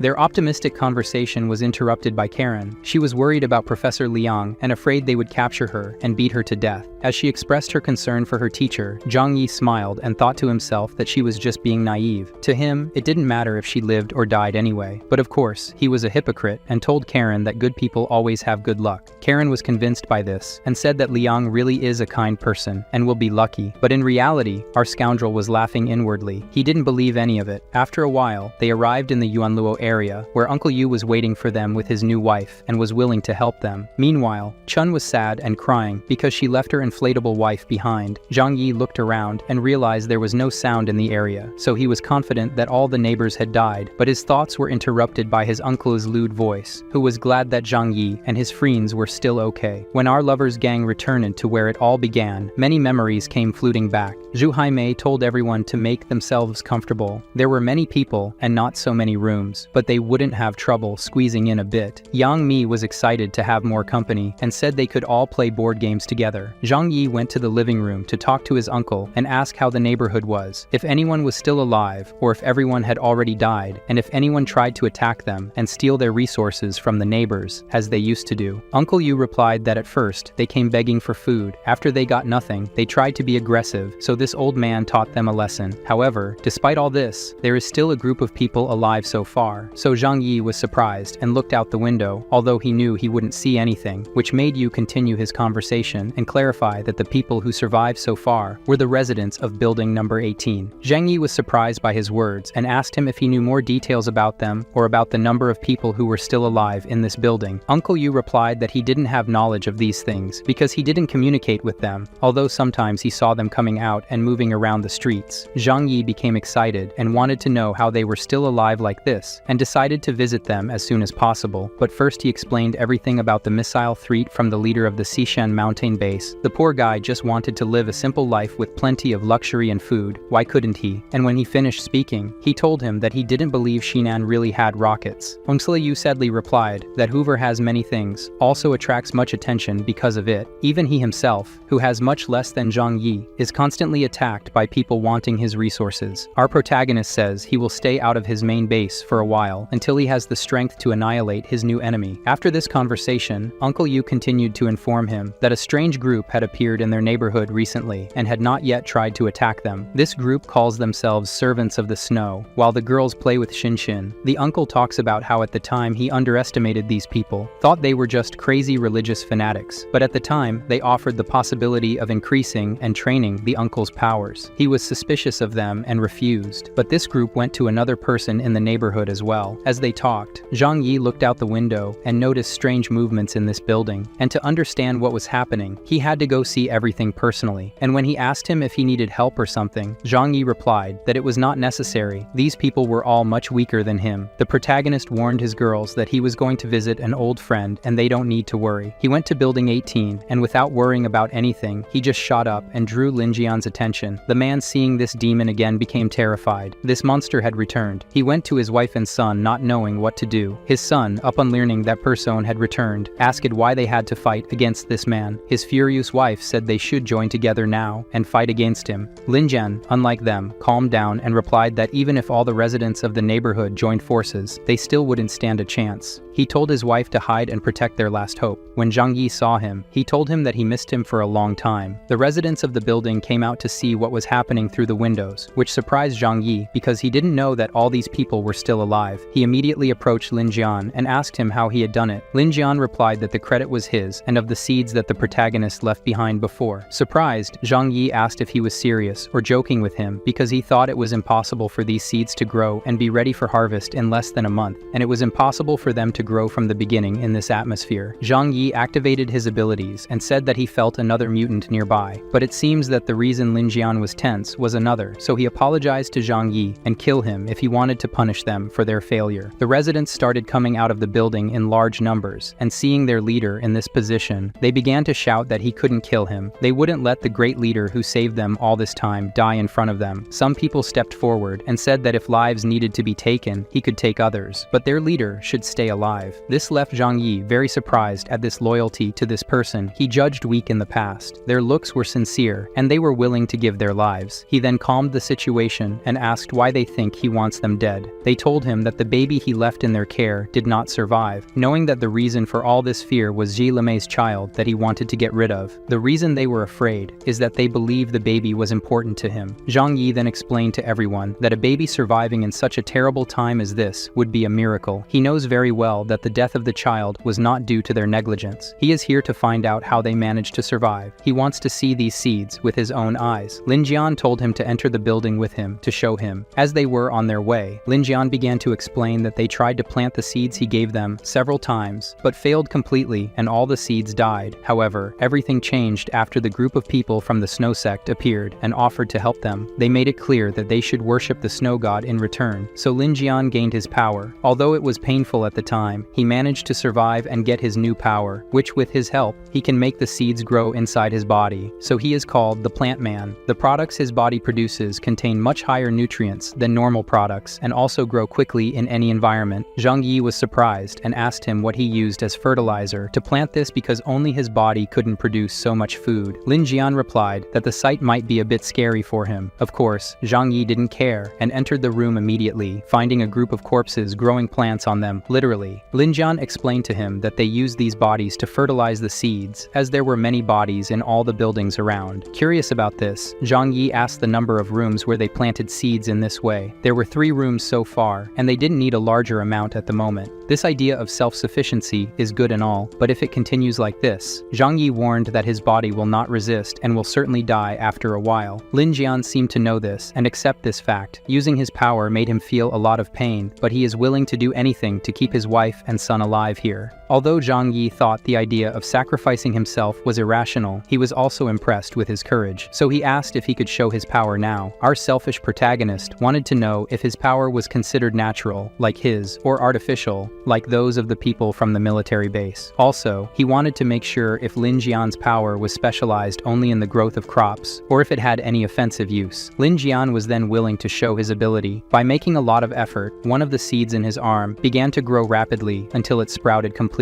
Seeing this disgusting thing, Zhang Yi warned that it was enough. Just this effort took a lot of energy from poor Lin Jian. He went to the door and asked for help and grabbed another new plant. Thinking about what he saw, Zhang Yi was sure that this ability is very convenient to get food at this time, and if he had seen that this ability could be dangerous against him, our cruel protagonist would have killed Lin Jian right here, and all his residents if necessary. After finding out everything he wanted, he left Lin Jian and his residents alone. The leader of Building 18, seeing the great villain leaving, thinks that this improvised proof worked, but their lives continue in Zhang Yi's hands. Our MC returned home, and now all that was left was to wait and see how things would unfold with the missiles before making any moves. He could only think of attacking if Liang managed to put a spy chip into the military base's computers. The new enslaved residents of the military base were being taken to their places of work. Many residents were outraged. A father cried as he said these people ate their food, took their homes, and killed his father and daughter. They are 100 times worse than Zhang Yi. Those who complained about the injustice of reality were punished with eternal rest. Anyone who doesn't want to meet the same fate must obey. say, the soldiers sent themselves as sacrifices to help. Now they must repay that with their work. Guys, I feel sorry for these people. They tried to do this to Zhang Yi before, but now they're tasting the same medicine. What do you think about this? While all this was happening, Liang was observing from afar. She knew the villagers who died would turn into yogurt. But then she decided to focus on the mission and went up to the second floor, where she explained that there were 5 main sections, including the food and nutrition section. However, security on the second floor was not as strict, as Leader Chen was more interested in the 4th floor. So, invading the control room seemed easy at the moment. As she approached the room, she looked around to make sure it was safe, but she was surprised by someone putting their hand on her shoulder. She was tense, ready to attack, but before she could do anything, the person began yelling at her to wait, claiming they were not an enemy. She realized it was one of her students named Tian. The boy was also surprised and asked why she had come back after fleeing. She came back to save him and his classmates. She asked how he managed to join the soldiers, and Tian explained what happened. People are taken to undergo experiments, and he was the only successful experiment among them all. People are put between life and death by methods that make him cry. Just remembering, those who survive can serve the base and have a better life, but in return, their vitality is drained when they use their powers. Liang was surprised and asked what he wanted to do. Tian said he not only wanted to leave the base, but also to get revenge on the people who tortured them and destroyed their lives. She then consoles her student and says there is hope to save those who survived and to get revenge. After agreeing on a strategy, he went to talk to the other soldiers and relayed the order that they should go ensure the protection of the control room. Meanwhile, Liang prepared to install the chip into the computers. We return to our villain at home. On this day, the period that base leader Chen Xinyan had given him to respond if he would serve him ended. When they make the Discord call, Zhang Yi replies that he will not ally with him and is not afraid. Upon hearing this, Chen Xinyan becomes furious and threatens to blow him up with his bunker and his family. Zhang Yi said he can do as he pleases and just wait for the consequences, and then hangs up the call. He felt that the talk about the missiles was real from Chen Xinyan's actions, but even so, it was impossible to join her. The important thing was just to find another place to live. However, all these thoughts were interrupted by a message from Liang, in which she said she had done her part of the deal and installed the spy chip in the computer. Now, all that was left was for him to fulfill his part and help her get her students out of the Zhishan base. Zhang Yi rushed to Xinshin and quickly told her that Liang managed to install the chip. This got the 4-wheel girl very excited. She grabbed her car and drove to her computer. In a matter of seconds, even though she was working on a regular computer, she had accessed all the data from the enemy military base. Xinjin said no one could stop her. He approached to see what she had, and at that moment, the girl got wet. Zhang Yi wanted to know about the missiles. Could he access information about them? The girl then, accessing the conversations between the leaders of the city bases, and they were talking about sending missiles at a common enemy of the military. This scared the two of them, so Chen Xinyan's threat was real. This made Zhang Yi sad. Losing such an incredible bunker is very bad. The 4-wheel girl then says she has a bold plan and asks if he's up for some fun now. The plan was to send the coordinates of the Zhishan mountain base as the target for the missiles to hit instead of their own bunker. This impressed Zhang Yi, and he asked her if she was confident they wouldn't be able to detect the change. Xinshin confidently explained how it would be done and that it was impossible for them to find out. The coordinates would be altered by her. Chen Xinyan's allies, thinking they were attacking the right place, wouldn't know anything. After the orders were sent, the 4-wheel girl would cut communication between the two bases during the missile launch. Our villain Protagonist asked Karen to examine the construction plans of the base to understand if it would be possible to destroy it. The girl said it couldn't be destroyed with a missile attack because the basey structure was extremely strong and extended 100 meters below the ground. This meant that not even missiles would be able to destroy it. Upon hearing this, Zhang Yi was not satisfied. Not even this could destroy his enemy's base. He ordered Xinshin to proceed with the plan to launch the missiles over Chen Xinyan's base, and also wanted to know all the defense systems and weapons that the Zhishan base possessed. After making these requests, and her saying she would do everything, Zhang Yi left the room without saying anything else. Karen didn't understand his intentions. Xinshin said he intends to personally attack the military base to eliminate them, but he is very cautious and not sure if he wants to risk so much for it. He went to think about it. Zhang Yi thinks that just because he has survived Leader Chen's attacks so far, he is safe, despite the many risks. This may be the only opportunity to invade this base and eliminate his enemy. The protagonist convinces himself that even if the initial missile attack doesn't destroy the base, it will cause great panic inside. If he uses the half-ton he stole from the soldiers themselves to blow up this base from the inside, maybe he can destroy it. He is very motivated by his anger. If he can at least destroy his enemies inside that base, it will be enough for our favorite villain. He returned to his room and asked Xinshin to show him all the information he had asked for before. He wants to know about the defenses of the place and the abilities of the mutants there. Zhang Yi Yi says that if there is at least a small opportunity, then they should try. But, in reality, he says they should assess their strengths first. If they are too different, then this idea is crap. The wheelchair girl smiles and says that's the Zhang Yi she knows. Our ingenious lowly girl gathered the information, and now he can see it. In the base, there are a total of 521 armed regular soldiers on site, along with 6 team leaders who are mutants, and about 50 soldiers who are mutants as well. And of course, there was a leader among them, Feng, whom Zhang Yi had previously defeated and was ranked S. As for the rest, only one of them had a B ranking, while the others were all ranked A, or less than Feng, with only 1 ranking. This made Zhang Yi not worry too much, as he knew that the issue of rankings was not entirely accurate. The information the base had about ability holders and other military bases was limited, and certainly people's rankings would change drastically in the future, so Zhang Yi gathered all the information about the strongest mutants in the base and printed it, exactly as Karen suggested. Zhang Yi was sure that his allies could handle the powers of these people. Our villain ordered everyone to gather in the living room. With everyone there, he warned that he needed their help and wanted to know their opinions on the attack. After that, he turned to Uncle Yu and asked for his opinion, as he was the oldest and also had a military background. His uncle replied that after the losses their base suffered in their last attack on Zhang Yi, it would be impossible for them to agree to make a peace deal with him or leave him alone. Therefore, he thinks Zhang Yi was right and they needed to attack Zishan instead of sitting around and waiting for them to attack them. He would agree to fight with him to the end. He was determined to fight alongside his leader Zhang Yi to the end, without regrets. The protagonist asks what Chun thinks about this attack. The chubby guy wasn't confident. They could face so many mutants and an armed army as well. Zhang Yi sat down and said that he didn't need to worry about that. They are outnumbered, but he will take care of all the common soldiers and weak mutants alone. Then he asks if Chun doubts that Zhang Yi is capable of eliminating all these enemies at once, and if Chun doesn't want to avenge the villagers from his village, who were all taken to this base. The embarrassed otaku says he doesn't care about those people and doesn't really know them, so he didn't want to attack. This response, without confidence, made the protagonist doubt if he was the most cautious person here. It seems this chubby guy is more. However, Chun says he will help with everything he can. Yes, thanks to his brother, Zhang Yi, he has food and a warm home and several wives in his room. If it's for his brother, he will bet everything on his decision. Zhang Yi says that's great, and the 3 men join forces. The otaku asks what the operation plan is, so Zhang Yi brings out a board with all the main mutants they will have to face. Uncle Yu points out which one is the best opponent for him, and Zhang Yi asks Shinshin to take them to see the map of the military base. When the 3 of them left, Zhang Yi took out his phone and began texting Liang, instructing her to hide in a safe place until noon the next day, as they would evacuate the area and would need her help from the inside if necessary. Liang replied agreeing to hide and offered her assistance in any way possible as long as he informed her. Zhang Yi explained to her that for now, he couldn't provide more details as the plan was not fully elaborated yet, but he would keep her updated as things progressed. A little later, Shinshin had successfully changed the coordinates, informing Zhang Yi that the missiles were scheduled to hit Jishan base at noon. He thanked his girl for another good job and was anxious for the start of the war. Karen then arrived and informed Zhang Yi that although the missiles wouldn't destroy the base, they would cause a strong tremor strong enough to affect everyone inside it, similar to an earthquake of magnitude 8. Zhang Yi explained that when this happened, Shinshin would cut off the base's electricity since all their defense systems depended on it, facilitating the invasion. Shinshin added that the power outage would be temporary, as the base likely had manual means to restore it. He then says that this is not a problem. It will be enough time for Liang and her students to escape. As usual, Chun asked what exactly they would do to destroy the base after invading the site. Everyone else listened without saying anything. Chun then asked, if they kill the leader, won't someone else take his place? The only way to neutralize the threat is to eliminate everyone inside the Shinshan military base. He said this with the certainty that it was very exaggerated. However, his leader Zhang Yi's reaction made the chubby guy fear the worst. Upon realizing that everyone was surprised and didn't understand his strategy, Zhang Yi explained that he had a large amount of explosives stored, and after they had been stored for the last time, when Feng and his men tried to blow up his palace, they had been replenished. Finally, Karen began to explain the effects of the explosion of the 1,000 kilograms of explosives. They realized that once detonated, the explosions would not only damage the base's oxygen systems, but also make breathing difficult, potentially killing those who didn't die in the explosion. Chun questioned how they wouldn't be recognized before entering the base. Zhang Yi instructed everyone to memorize the locations where they should plant explosives and to flee as quickly as possible. With just the scientists' lab coats, they'll disguise themselves enough. Zhang Yi reiterated the importance of placing the explosives in the exact locations to achieve the desired effect of internal base destruction. Remember, they must be fast, as the explosion's effect effect will be from 1,000 kilograms of explosives everywhere. Zhang Yi explains how they will go to the base and how they will invade the site. Everyone must play their roles as best as possible, but keep in mind that the mission's success is the second most important thing. Their lives are the first. Inside the mountain base, Professor Liang gathered her surviving students who will escape from this place tomorrow. Everyone must obey her orders to succeed. They all agreed to help and thanked their teacher for remembering them still. The next day, our elite team was maximizing their mutant energies while discussing more details of the operation. Zhang Yi reviews how Chun and Uncle Yu placed their explosives and what they should do next. The protagonist, very attentive, also fed his fighting kitty. Zhang Yi has a special plan to deal with the 6 mutant leaders who are the strongest. During the night, they were ready to go on the mission. Uncle with his beautiful MILF, Zhang Yi with his beautiful waifus, and Chun with his obesity. Zhokir wanted to go with the men for this dangerous mission, and he said no. The 3 men were driving towards the mountain base, and from now on, they must stay totally alert. When they got close, Zhang Yi handed them adrenaline shots to make them real fighting machines. He warned that the side effects would only be felt after they finished the mission and were back home with their wives. They could already feel the power of biological hacking working. Zhang Yi, upon seeing the base entrance, could hardly wait to spring a surprise on them. The teacher was gathering her students for the mission that will save their lives. One of the girls was unsure if they were going to escape now. The student who serves the greedy lady was also there and warned not to make noise and to obey all of the teacher's orders. Liang was lurking. Even though she didn't know what the plan was, she knew she should wait for the plan to start now. Chen Xian in his office was about to fulfill his threat and order the launch of missiles into Zhang Yi's bunker. He said this is a great waste of resources, but unfortunately, it is necessary to preserve his authority. Feng went to his office. The leader anticipated and stated that if the matter is about Zhang Yi, the great leader has a plan to eliminate that demon. Feng doesn't know about the launches and was impressed that the leader has a solution for that person that not even the entire army managed to defeat. Feng didn't want to doubt his leader's words, but how could he have the power to defeat that demon? Chen Xian confidently explains that no mutant is invincible. In the end, humanity's greatest strength lies in the firearms they create. He shows the map with information on the location of Zhang Yi's mansion that they have tried to invade so many times without success. He is going to turn this place to ashes using a missile. Feng acknowledges that their leader is brilliant. Only he could have contacts to be able to do this. For sure, Zhang Yi will die this time. The leader says they can watch together as Zhang Yi's refuge is destroyed, so the two await the great explosion that will bring the revenge they so desire. Feng, upon seeing how incredible Zhang Yi's mansion is, says it's a waste of resources. Chen agrees, yes, but it's necessary. There will never be peace as long as someone like Zhang Yi exists out there. The only problem is that after the destruction of this enemy, Chen Xian doesn't know if the general who is supporting him now will have reasons to need him in the future. Exactly at midnight, Xin was holding her legendary weapon in her hand, preparing to execute the plan, when the great general from the neighboring city pressed the button to launch the rocket, and the launch operation from the Zhishan base began. Of course, as the missile approached the base, the members of the surveillance and control department began to panic and said they needed to inform immediately and evacuate the base. However, it happened so quickly that there was no reaction. Within seconds, the once calm place turned into a sea of flames, and no one near the site could complain about the cold, snowy weather. Zhang Yi was extremely happy at that moment and informed the hacker Xin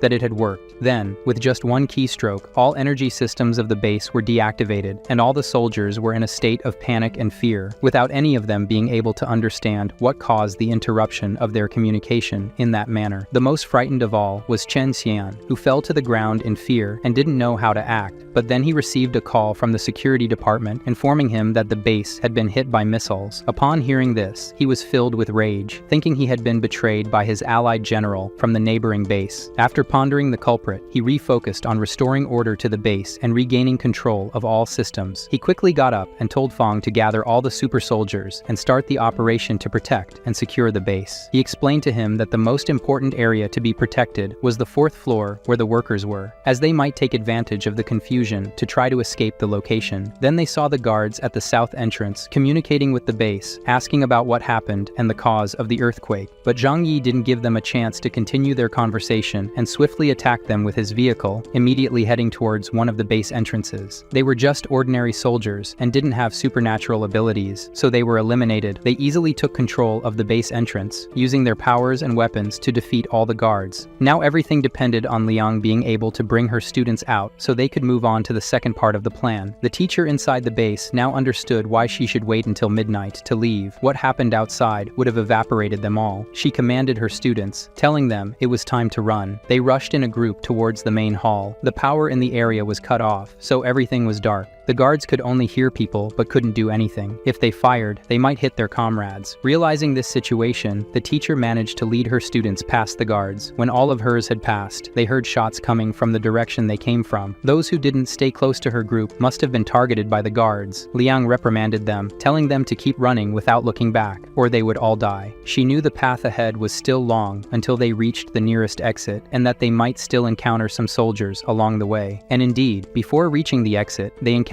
2 soldiers in front of them, who couldn't see clearly, but they recognized them as enemies. These soldiers lost their heads, and the scene reminded me a lot of that. They were taken out, and then she commanded her students ahead up the stairs, while they still couldn't believe they had finally escaped. But it seems nothing is so easy in this world, as they say, and they found themselves face to face with Chen Xinan's secretary, accompanied by a large group of armed soldiers. As always, she praised her leader, saying he was right about the attempted escape. They expected that the peasants who had recently arrived might rebel and try to escape, but they didn't expect Liang to return to the base after escaping just to save these miserable students. At this moment, Liang tried to calm the woman, suggesting they should talk and negotiate, but the woman wouldn't accept any betrayal against the Xinshan base. She made it clear that a traitor would always be a traitor and there should be no forgiveness. But before that could happen, they were surprised by a shot that pierced the brain of one of her soldiers. These helmets weren't worth a damn. Zhang Yi emerged to eliminate the soldiers, while the woman ordered the soldiers to focus on Zhang Yi and kill him quickly. As for Liang, she instructed the students to stay where they were because she needed to go help Zhang Yi. The teacher with League of Legends skills ran to the guards and began to increase her elimination points. The poor soldiers were caught off guard by Zhang Yi and his elite team on one side and the teacher on the other. It didn't take long for them all to be dealing with hell. Liang thanked for the support, and Zhang Yi said she deserved it. Although Zhang Yi told her it wasn't necessary to thank him, he knew very well that getting rid of these soldiers would be very difficult if Liang wasn't attacking them from behind and eliminating them. He ordered them to quickly retreat from this location. Her students were scared by this combat and didn't know what to do. As for Secretary Julie, she pretended to be hiding with her eyes closed so no one would see her, but when she heard Liang's voice, she tried to say it wasn't her fault and that she was just a secretary following orders. Tian was nearby and stopped the woman. She tried to plead and claimed innocence, but the boy grew angry just hearing those words. To him, it was an offense for her to call herself innocent. He performed a perfect surgery on her vocal cords, all of which was witnessed by his teacher. She was proud that her student was an excellent surgeon. Now Liang could thank Zhang Yi and ask for the second part of the agreement. Our kind protagonist said the guards at the entrance were already asleep. He took food and other things from his dimensional space to help them escape from this place. Zhang Yi warned that the teacher should stay and help attack the rest of the base. Her students could go alone. Of course, the students were afraid of being without the teacher's protection outside this place. Zhang Yi explained that all the soldiers outside had died. He also told the students that the leader of this place would surely send people to go after the fugitives. Liang became nervous at the thought, but Zhang Yi's reasoning was true. This was the perfect opportunity for them to eliminate the future threat from this evil place. Liang joined the elite team that would destroy the base internally. For a moment, she stopped following the group and thought about Zhang Yi's words. He wanted to completely destroy this base, which meant condemning all the other prisoners who were here as well. Although Liang knew there were still many innocent people in the base, she agreed because there was no other solution. She asked Tian to lead the students and protect them. She would find them later. The group managed to leave the base, and now they were free. Now that she had decided to help, Zhang Yi warned that time was short. He showed the strategic locations they needed to go to place the explosives. Our group ran with helmets and passed among the soldiers without being noticed. When they reached the first location, they began to install the devices. Liang wanted to know how they could destroy such a reinforced place. Zhang Yi took dozens of these devices from his dimensional space and said he never wasted even a grain of rice. They themselves provided the explosives that would destroy their base. After finishing at this location, as they were on their way and Zhang Yi left more and more devices, Liang tried to explain to Zhang Yi that they could content themselves with killing the leader, Chen Xinyan, instead of blowing up the place and killing innocent people. She tightly gripped her sword, as she didn't like the idea of condemning the innocent. Zhang Yi paused for a moment and categorically replied that this was impossible. If they eliminated the leader, someone else would would take his place. The problem was the system of this base. She acknowledged that this was true. Zhang Yi said it was better to destroy the whole place. Their conversation was interrupted by soldiers who questioned who they were. Additionally, one of them noticed the animal with the soldier in front of him and remembered that pets were not allowed in this place. Zhang Yi didn't wait for the enemy's reaction and used his power. With a cold look, he shot and hit the opponent perfectly in the forehead. The other soldiers saw the scene and tried to retaliate with shots. Zhang Yi was very calm as he defended with his power and waited for the right moment to shoot again. Liang noticed this and remembered that, when she first faced him, he was very nervous and not so calm and powerful. This change gave her chills. The soldiers who arrived at the scene for reinforcements recognized the enemy as Zhang Yi, the extremely powerful mutant, and ordered everyone to scatter. Zhang Yi warned that it was too late for them. Using his power, he returned the shots he had stored in his dimensional space. The projectiles hit the targets perfectly. The few who survived, hiding behind the other soldiers, thought they could stay hidden and survive. Zhang Yi threw explosive guavas and solved the cold problem for all the soldiers. Our group resumed running through the base to fulfill their objective. This extremely handsome man was alert, thinking they couldn't take too long. While running, he noticed the lights in the place had started working again. He then warned everyone to get out of here immediately. In Chen Xinyan's office, he received the news that the electrical system had been repaired and that Zhang Yi had invaded the base along with the traitor Liang. The man put on super-resistant protective gear and intends to go to the battlefield. Feng and his soldiers are also furious, thirsting for revenge against Zhang Yi. One of his soldiers pointed out that there are explosives scattered everywhere. Feng shouted to bring in a bomb defusal expert right away, and the rest should follow him behind Zhang Yi. In one of the corridors, they were cornered from two sides of the corridor. Uncle Yu said he would provide cover for everyone. The man flexed his muscles like Sibam, and then charged through the soldiers like a bull. Uncle Yu was like a tank, and not even the shots could harm this monster. He told the other three to go to the next location to place the explosives while he held off the soldiers. He assured them he would be fine. His body was super strong, and his regeneration was amazing. When a group of more powerful soldiers decided to attack with a sword, Uncle Yu spread his arms and said no one would get past him. They all tried to attack at once and were defeated as if they were insects. The attack was so powerful that they even ended up decorating the walls. What the hell?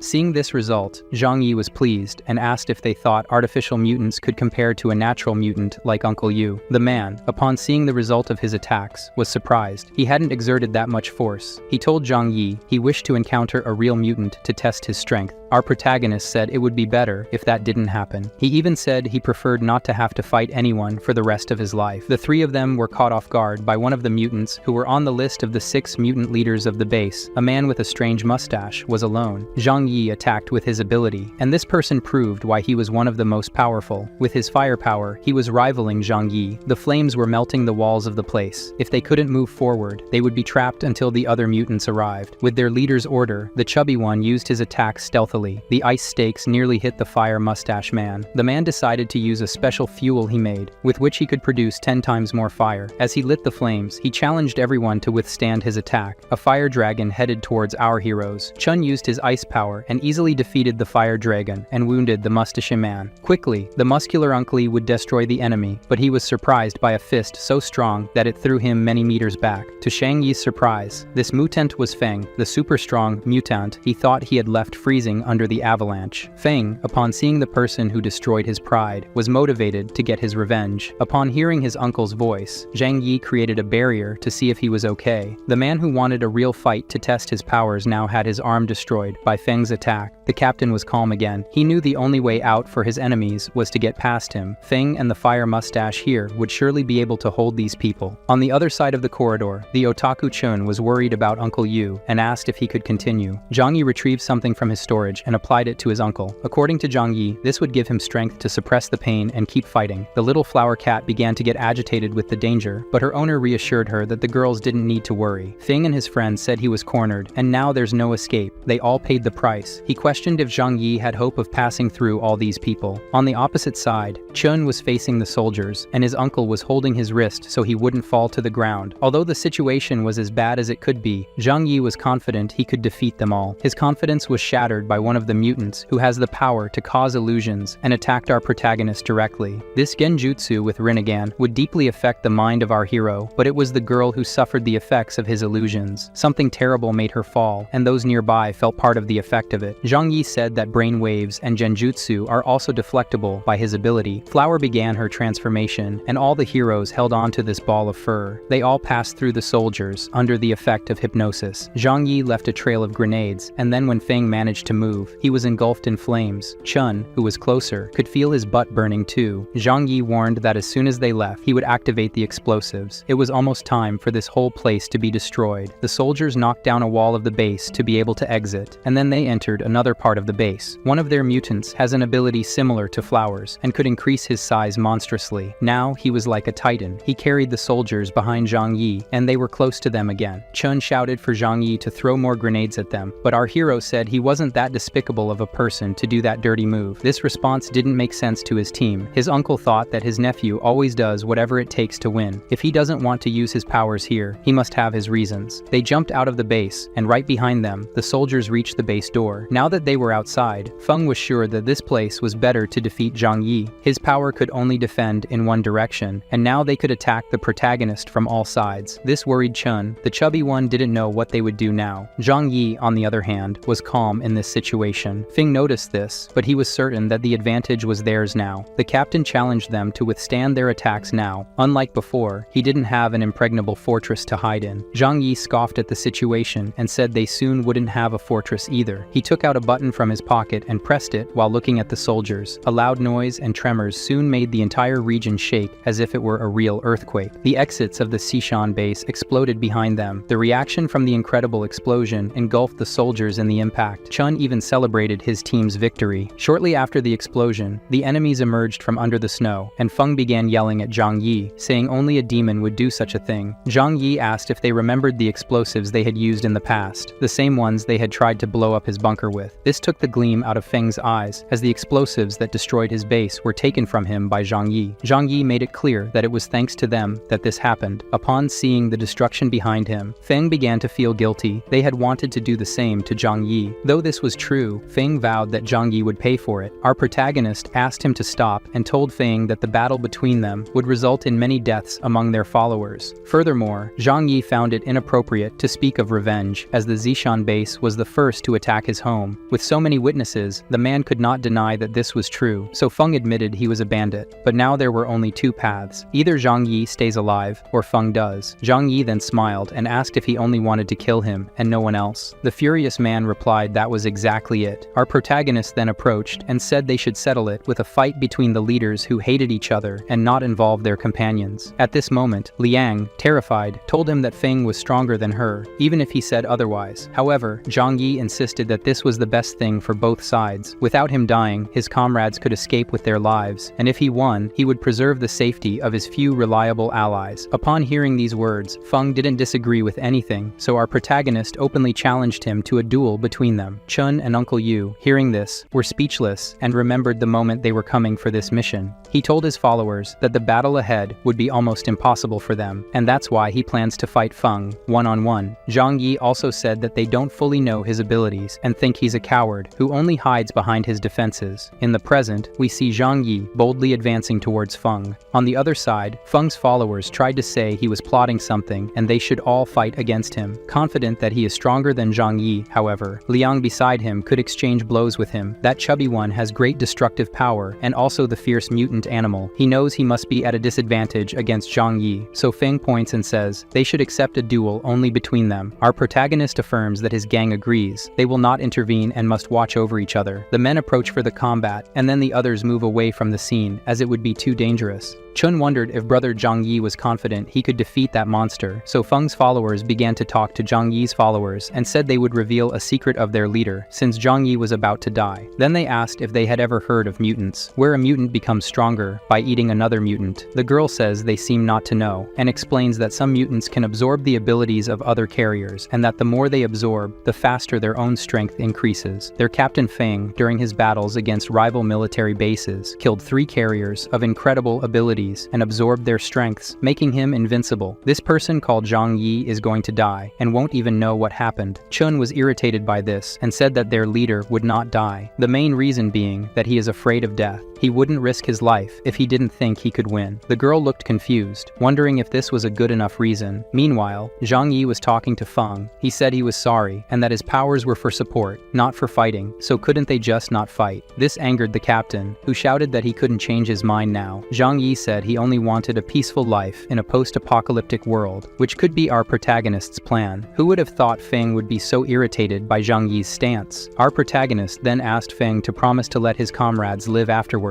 The captain was so furious that he decided to ignore Zhang Yi's conversation and suddenly decided to attack. Not staying still, our hero also advanced and used his abilities, and then the captain dodged. He knew Zhang Yi couldn't change the direction of the attacks. Then a cargo truck nearly crushed the captain. Zhang Yi said this was just the beginning, and dozens of cars and machines that he got in chapter 55. I challenge you to check if I'm not mistaken. Zhang Yi didn't think the utility of these things would be for a battle. Feng wanted to avoid using this and then cut a truck in half. Zhang Yi continued firing various objects, and then the super powerful and fast man dodged all of them. With these portals, Feng couldn't hit Zhang Yi with shots. The objects kept coming out, and then strange things started appearing. Suddenly clothes covered his vision, and then barrels of fuel surprised him. He couldn't cut or be hit by them. Zhang Yi brought his favorite weapon to his hand, and then ignited the fuel with a shot. Feng was now feeling hot, even though surrounded by snow. As the fire increased, Feng seemed to have resistance to fire, or his clothes could be special. Although the fire didn't have the effect of hurting, he couldn't see his target and again lost emotional control. Zhang Yi began to throw even more absurd things at the soldier. His years of puberty could have produced this. Feng became even more furious and was then surprised again by piles of trash. The man suffered no injuries, but now he seemed to be having a mental breakdown of rage. Zhang Yi then threw something that this time wasn't simple. These barrels had a target that Feng immediately noticed. This smell was seafood. Our villain said that no one in the world can be invincible. Everyone has weaknesses. Zhang Yi found out thanks to Xin that his file informed that Feng was allergic. Even with this, our villain continued to provoke Feng and ran from close combat. Zhang Yi threw luxury cars that I dream of having falling on my head one day. After a long time, Feng fell and didn't move anymore. Our villain looked at him and seemed not to trust it. He walked away and then set up a camp and decided to eat and warm up. After a few minutes, the Fallen Man became furious and began to pursue his opponent again. Feng couldn't reach Zhang Yi and was reaching his limit. Finally, he fell and cursed this ant. He wouldn't lose in a fight, but would he lose to such a despicable tactic? The Fallen Man, then Zhang Yi, set up camp again and waited. Exactly 30 minutes passed, and our favorite villain was full. He decided to check if Feng was pretending again. He shot him in the head, and there was no reaction. He approached and wondered if he really defeated the arrogant captain of the Shinshan base. He did one more test and threw a truck over him. Still no reaction, but it could still be an act. In that case, he took out a sword and performed a procedure that I cannot show here. Finally, it seemed that the captain had died. Zhang Yi approached to take his trophy. He was absorbing Feng's powers as he had done before. This time his eyes were blue. Zhang Yi was absorbing the most powerful mutant of all. After finishing this process, he felt amazing. Then his right eye began to hurt, and he lost his vision for a moment. Upon regaining his senses, something completely surprised Zhang Yi. With his gaze, he could distort objects at a distance and destroy anything. He was thrilled, and soon his wickedness appeared. With this, he could face mutants who are immune to firearms. It seems that all this risk he took to face Feng had an incredible reward. However, even though he had just eaten, this consumes a lot of energy. Maybe he could only use this 3 times in a day. Of course, the Rinnegan would cost a lot of personal energy. Now this is more effective than being a sniper. Zhang Yi now wonders who will be his next victim. So we see one of Feng's team girls watching from afar and asking why it's taking so long. Her companion says their captain must be torturing their enemy. They just have to trust their captain's strength and wait for him to emerge victorious. Meanwhile, Zhang Yi's companions were laughing because they were confident that if the fight was taking too long, it meant their leader's strategy was working. Then the confirmation of the winner came through the earphones. He told them not to speak and just listen, as he didn't want Feng's followers to know he had won just yet. They were happy and did as he instructed. Meanwhile, Zhang Yi had arrived at the location location where Feng's followers were and used the Rinnegan on the girl with hypnotic powers, as she was the most dangerous of them. She started screaming in terror, and then the girl grew a few meters taller. After defeating the mind control girl, he appeared to everyone and showed his trophy. Of course,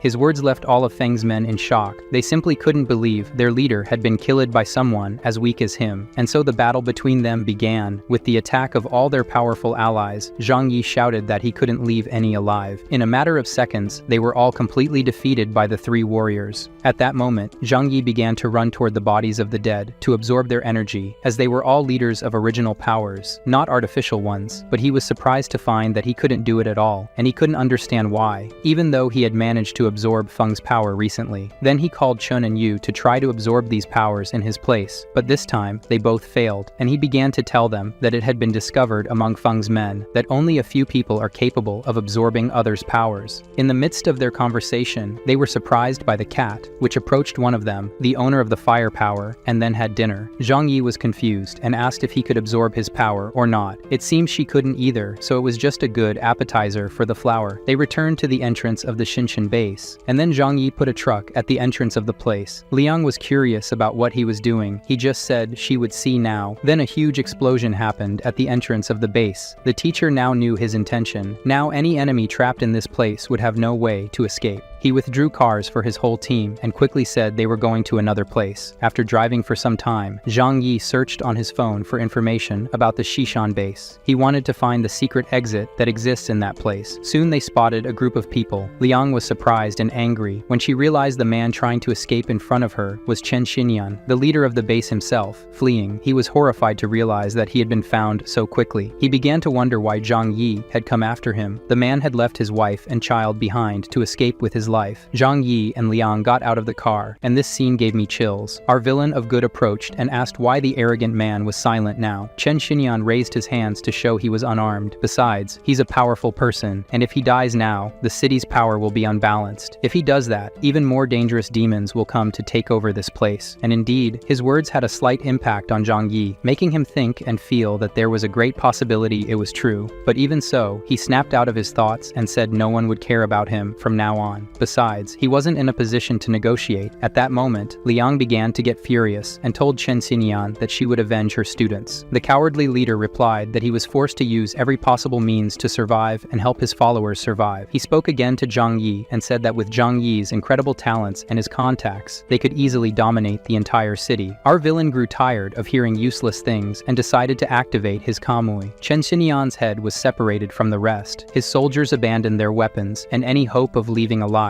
Zhang Yi would show no mercy. They were willing to approach him with grenades to have a chance for all of them to confront the devil about their sins. Our villain hit their legs, and then the grenades that had been thrown at him, he absorbed into his alternate dimension. He was like an invincible god now. The men could only beg for their lives, but without mercy, he returned the grenades from earlier, and then the barbecue went too far. The other soldiers had the fortune of being sent to the death dimension faster. While Zhang Yi burned all the bodies of the defeated, Liang wanted to know if what he was doing was really necessary. He was too cautious. For Zhang Yi, this was normal, but what if people came to avenge these people? It's natural for him to eliminate all evidence. The teacher then doubted if that was possible now. He says that Chen Xinyan was an important person for the army in the city of Tianhai, and therefore, there was a good chance that someone would come to avenge him when they found out he was dead. And worst of all, there might be someone in the base who could inform the higher-ups about his identity and location. Zhang Yi says that caution is never too much. If she had thought better, she would never have taken her students to that place. These words hurt Liang. She thought that if she were like him, her students wouldn't have died. They were free to go home now, but Liang remembered that he needed to take her to her students. So after some time driving, our group arrived at Building 25, where this whole story began. Everyone who survived was there waiting for their teacher. Before leaving, Zhang Yi told her that he hadn't forgotten the agreement and explained that in Chun's village, which is near this place, there are many empty houses after the deaths of many villagers. She wanted him to take them all to that place, but Zhang Yi replied that their agreement didn't include that, and if she wanted something beyond the agreement, she would need to pay more. She thought they were already friends, so he could do that. Zhang Yi replied that they were friends, so she would have a discount. He made it clear that nothing comes for free, and since she had nothing to offer him now, Liang said she would take care of them alone. Zhang Yi then bid farewell to his dear friend and said they could see each other soon, because he lives near that city. As she walked away, Zhang Yi had a look that revealed his true personality. In secret, he said he didn't care about her students, but he needed to maintain maintain a good relationship with her, someone so powerful he couldn't afford to lose. He said that soon he would have her in his bed, or in his group, because that would be enough. Liang returned to building 25 where her students were, and she found them burning furniture to keep warm. She went to ask if they were okay, but all they wanted to know was why Zhang Yi had left. Wasn't he supposed to provide food and take care of them all? Liang explained to them that Zhang Yi would come back later and take them to a better place. Upon hearing that this place was a farming village with houses and fishing opportunities, the students became outraged. They wanted to know why Karen and Singson could live in the village where Zhang Yi was, and they couldn't. They all complained that the two girls could live in a much better place than them, and insisted that Leon talk to Zhang Yi so they could live in the same place too. They all complained that it was too cold and difficult to have to fish for food. At this point, Liang began to feel frustrated with her students' lack of gratitude and shouted that the discussion was over. She was tired of trying to save them from the Zishan base. She became irritated with them and said they were free now. Anything was better than being in that base. Liang sat down and told them to rest because tomorrow morning Zhang Yi would help them go to the Exeter village. The next day, we see Zhang Yi in the car telling Uncle Yu that he should pack his things and come live near him in his bunker because the place is full of luxurious houses, and Zhang Yi believes it's better for them to live close to each other so they can take care of each other. His uncle agreed that this would be great, and that after this great battle, he understands the power of cooperation. Additionally, the veteran also mentioned that it was scary to live alone in such a big building. The chubby one finds this strange. How can such a powerful man like his uncle be afraid of anything? Zhang Yi made it clear that his uncle's fear makes perfect sense if they analyze the words of Chen Xinian before he went to talk to the devil. Tianhai City has other military forces besides them. This is worrying, but at the same time, the three of them destroyed more than 1,000 people in one night, so they are the real danger of this city, and from now on, they will live together. So our villains got out of the car to get their things from Building 25 and go to their new home. When Zhang Yi returned home, everyone sighed with relief. He reassured them, saying he was fine and nothing had happened to him. His uncle was also welcomed by his delightful wife. Zhang Yi then noticed Karen standing silently beside him. He approached and hugged her, whispering sweet things in her ear. Thanks to her, this victory was possible. They would never have succeeded without her and her bombs. Meanwhile, Singson watched from afar, wondering why she wasn't receiving as much attention. At that moment, Zhang Yi noticed Singson standing nearby and said that the greatest credit of all belongs to her. Her hacking skills initiated this plan. Zhang Yi then gathered everyone to talk. His uncle wanted to know their leader's plans. Our protagonist decided they should return to the larger bunker. There are many mansions there that they can use. Zhao Heimi felt relieved. That place was her home, and she had worked all her life to buy a house in that condominium. Zhang Yi then said that they would all move out of this apartment and leave supplies here for this place to be an emergency base. The girls grabbed their suitcases, and then Zhang Yi was going to lock up his first base where it all started. He noticed that Li Jing was hiding at the end of the hallway. The man replied that everyone had been awake since yesterday, afraid after hearing an explosion from the west. But Zhang Yi completely ignored what he said and asked about his health and if he felt anything strange lately. Li Jing replied that he didn't feel anything strange, but his health was terrible, to the point that the doctor with them in the building told him not to use his ability or he would become fertilizer for the seeds. Zhang Yi then said it's okay, since he's fine, he'll leave now. Shortly after, finally, all our heroes arrived at Zhang Yi's palace. He told the otaku and his uncle that they could rest today, and the next day they could choose a mansion in this condominium to live in. After that, Zhang Yi entered with his cat and locked the door behind him, saying he couldn't believe he could finally sleep and rest after a whole month of torment. In the morning, we returned to teacher Liang and her students who finally arrived at Su village. Some residents stayed in the village and were not taken to the Xishan base, and of course the villagers who hadn't seen her since she was with Feng's gang were afraid of her and thought she was a spy. On the other hand, Liang was worried because the resources they got from Zhang Yi would soon run out, and of course she knew very well that her students were weak and couldn't fish in the Xu village's river either. The teacher thought the only alternative was to ask Zhang Yi for more food. As we returned to Zhang Yi, he was in his love nest with Zhu Qir, who was telling him that things were calm and they should consider having a child. Zhang Yi replied, saying it didn't make sense to have a baby now. They would have to take care of a child every day. He reassures the girl, saying that the times are still uncertain. As he looked at his wife's sad face, Zhang Yi thought he had no plans to have children. For him, it would just be one more life to worry about. But for his beautiful Zhu Qir, this was important. She wants to have a baby to strengthen their love. Our girl thinks that every day more girls come to live in this refuge. Having a baby is a guarantee for her to keep her place in Zhang Yi's heart. As if he could read her mind, our villain says he has a solution for her to keep her place in his heart. Zhang Yi says she must train her body and keep her body sexy and her face beautiful. She also has to work on her secret feminine technique. This response embarrassed the girl, and she tells her love that he can't say such things. Furthermore, how is she going to train her feminine technique alone. While Zhang Yi said things I can't show here, his uncle went to the door of his room to say there was something important. He was embarrassed to hear something and said that Liang was calling for Zhang Yi. Our villain went down immediately and told Yang Me that he was busy now. He went to Liang and was kind, telling her to sit down. He was being very polite because he wanted something from the woman. She tells about her difficulties with her students, and Zhang Yi says that a skilled woman living such a difficult life and having to work so hard for others is sad, so she could live in this place with him. The girl, upon hearing everything, says that the agreement was for them to unite to defeat the excision base, and then Zhang Yi would provide food and shelter for everyone for a while. She needs more food for her students. Now that the enemy base is destroyed, he doesn't need to worry about keeping a lot of food for the future. Liang knows her students are spoiled, so it will take time for them to become independent and find their own food. Zhang Yi asked how all this was possible. Didn't they suffer a lot at the excision base? Liang didn't want to talk about it anymore. He can provide food for a while longer, and she will think about how to solve their problem later. Zhang Yi is a man of his word, and then withdrew a lot of food from his dimensional space for her. He explained that these resources would be enough for her and her students for about half a month. Liang deeply thanked him for this, and Zhang Yi just replied that she deserves it all. But he questions if it's safe for a woman to be responsible for so many young students. This makes the girl sigh. So those words had some effect on Zhang Yi. Liang remembers that since the apocalypse began, she has been working hard as a teacher and protector of these students, and above all, they are not truly grateful for her dedication. Even thinking this way, Liang responds that she cannot abandon those people, as they won't survive in this world alone. She would be unable to forgive herself for leaving them behind. Zhang Yi is saddened to know that she puts her life aside to dedicate herself to others. That's something he would never do. He then has a brilliant idea. He can help Liang to free herself from these students responsibly. Perhaps then she can leave them behind and join him, since she insists on not abandoning those useless parasites due to a good person instinct. He thought to himself that if he could find a convincing reason for her to abandon her students, then he could live comfortably and be very happy. Furthermore, he knew very well that her students would be like demons, as he still remembered how they treated Xingxin when they threatened her with death. When he snapped out of his thoughts, he questioned Liang that most of her spoiled students were over 18 and yet they only rely on her like children who aren't even hers. And when the agreement ends, how will they feed themselves? This left Liang extremely frustrated, thinking they would grow up and mature after all they went through in Excision Base, but she was wrong. Then Zhang Yi entered and told her that he knew she was having difficulties with her students and decided to help her. Liang didn't believe him and was very surprised. To understand better, she asked what he meant by that. Zhang Yi replied that, as she knew, he had many resources, and it would be very easy for him to provide for her and her students continuously. Liang knew very well that this didn't come for free, and asked directly what he wanted in return. Zhang Yi said he wanted to feed the students. The protagonist told the girl that he already has plenty of food and equipment for many years. Zhang Yi couldn't bear to see Liang work so hard like this. What he wants in exchange for giving food is her herself. He wants Liang for himself. The woman was ashamed and said out loud that she would never sell her body in this life. He's crazy to ask for something like that. Zhang Yi then says she didn't let him finish. He wants her as a martial arts teacher. How can she think of such indecent things? Our villain says he wants to know what's on her mind. Is she really a teacher? What subject then? Liang was embarrassed and apologized for her misunderstanding. Zhang Yi then decides that if she thinks so badly of him, then she doesn't deserve this help. The woman apologizes more and accepts his kindness in exchange for teaching martial arts in bed. Xingxin was listening to this whole conversation and asked herself if Zhang Yi also wanted to date their teacher. Liang was determined to accept this in exchange for helping her students. Our shameless protagonist says she must come every day to teach 2 hours a day, and then he will provide food for 10 people every day. Only 10 people is little. Liang has 16 students and asks for more, but Zhang Yi is very clever and says the intention is to make her students learn to be independent. If she gives enough food all the time, they will never need to make an effort for more. Liang then accepted the situation and told him that 10 people were better than nothing. After Liang left, Zhang Yi relaxed. Although he didn't show it, he was tired. However, it seemed he wouldn't be able to relax for long. Xingxin and Karen arrived at the location. He said they were late because their teacher had already left. Xingxin says they didn't come here to talk to her, and this makes him curious. Why not? They reply that if they had come here earlier, they would have disrupted the negotiation. Xingxin then asks if he wants to consume Liang too.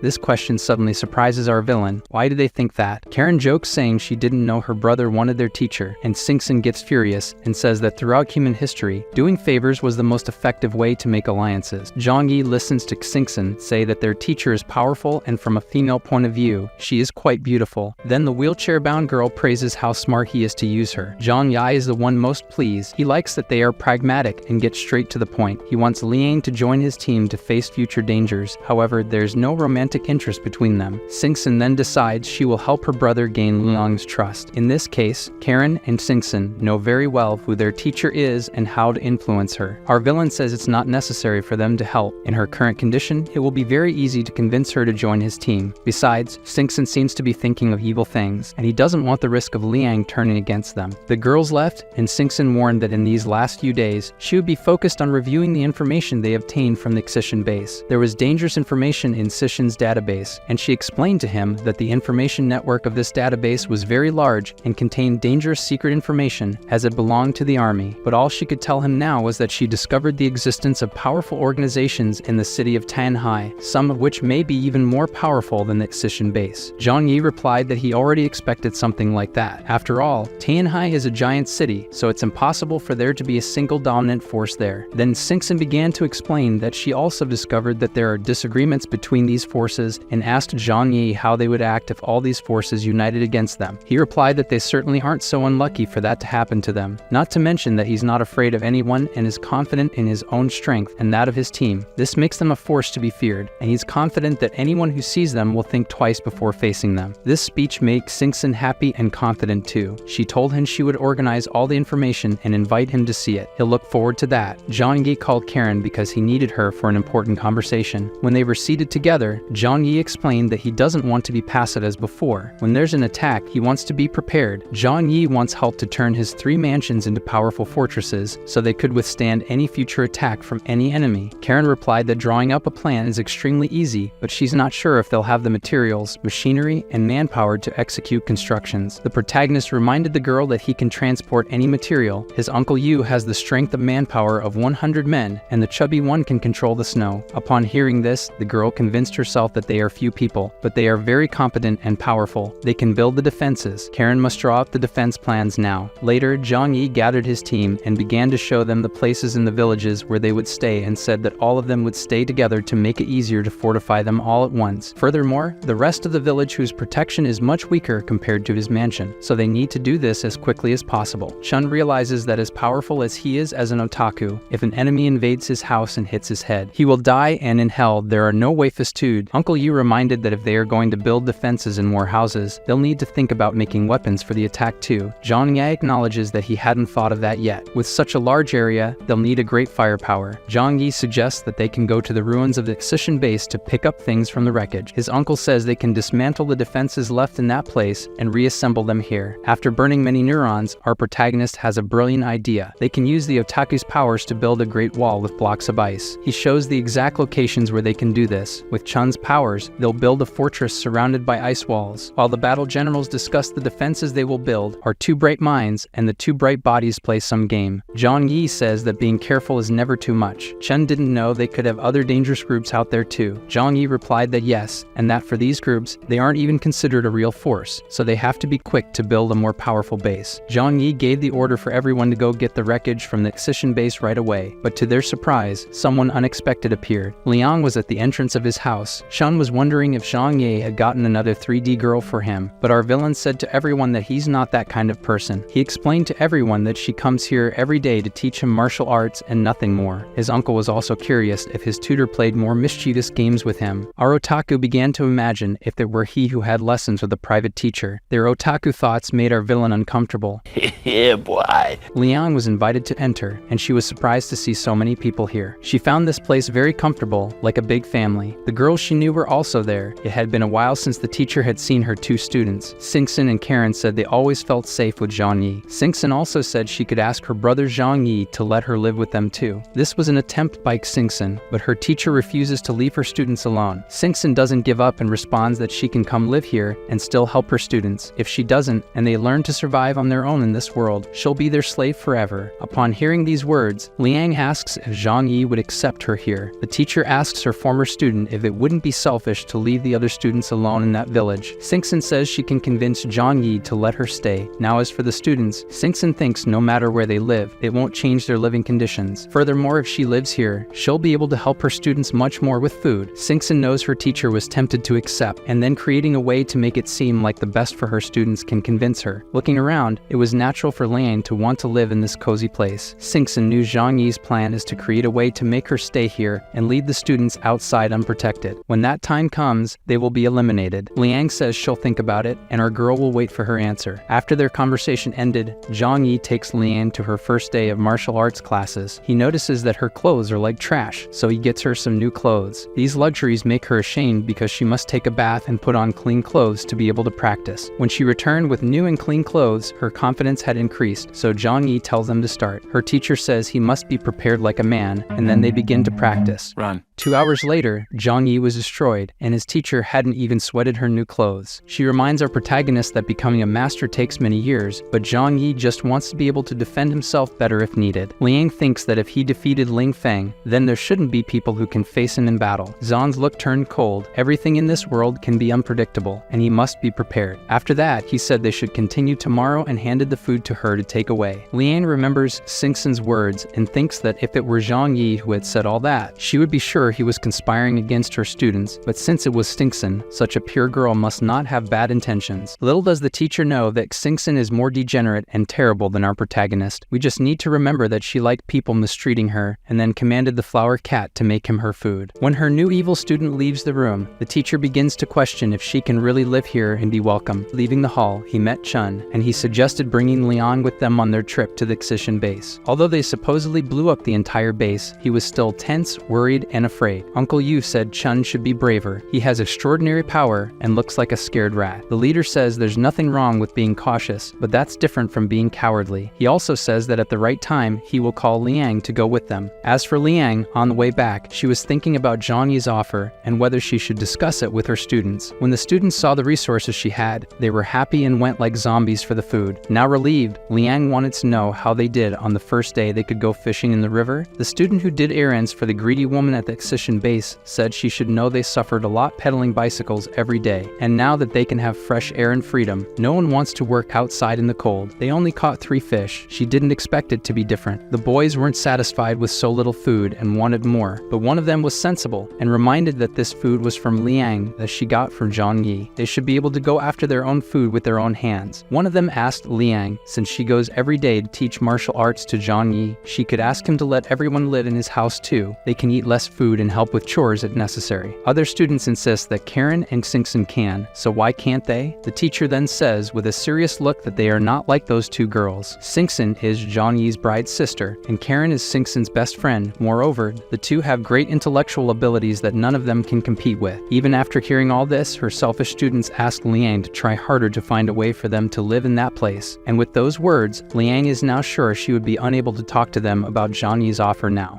After 3 days, we see that Zhang Yi and his followers prepared to go to the Xishan base. Karen should say what materials they would need to fetch. After discussing what was needed, they head to the destination. On the way to the Xishan base, Chun began to say that the flower cat looked different, no longer the same animal. Zhang Yi understood what that meant. The others didn't know, but the flower cat has the same ability to absorb the power of other mutants. The flower cat ate many of the mutants in the battle against the base, and now she is much stronger. Zhang Yi is looking forward to seeing this monster in combat. Shortly after, Xingxin called the villain and asked if he had arrived at the base or not, as she had important information to share with him. Zhang Yi asked her to speak. Xingxin discovered that Tianhai had 4 military bases scattered throughout the city, each of them dominating a different area of the city. All these bases were built many years ago and militarized even more after the apocalypse, and they are no less powerful than the Xishan base, and all are underground and have weapons and war preparations. Zhang Yi replied that now they know how many bases are left in the city. Although he knows that these bases are relatively far from his home,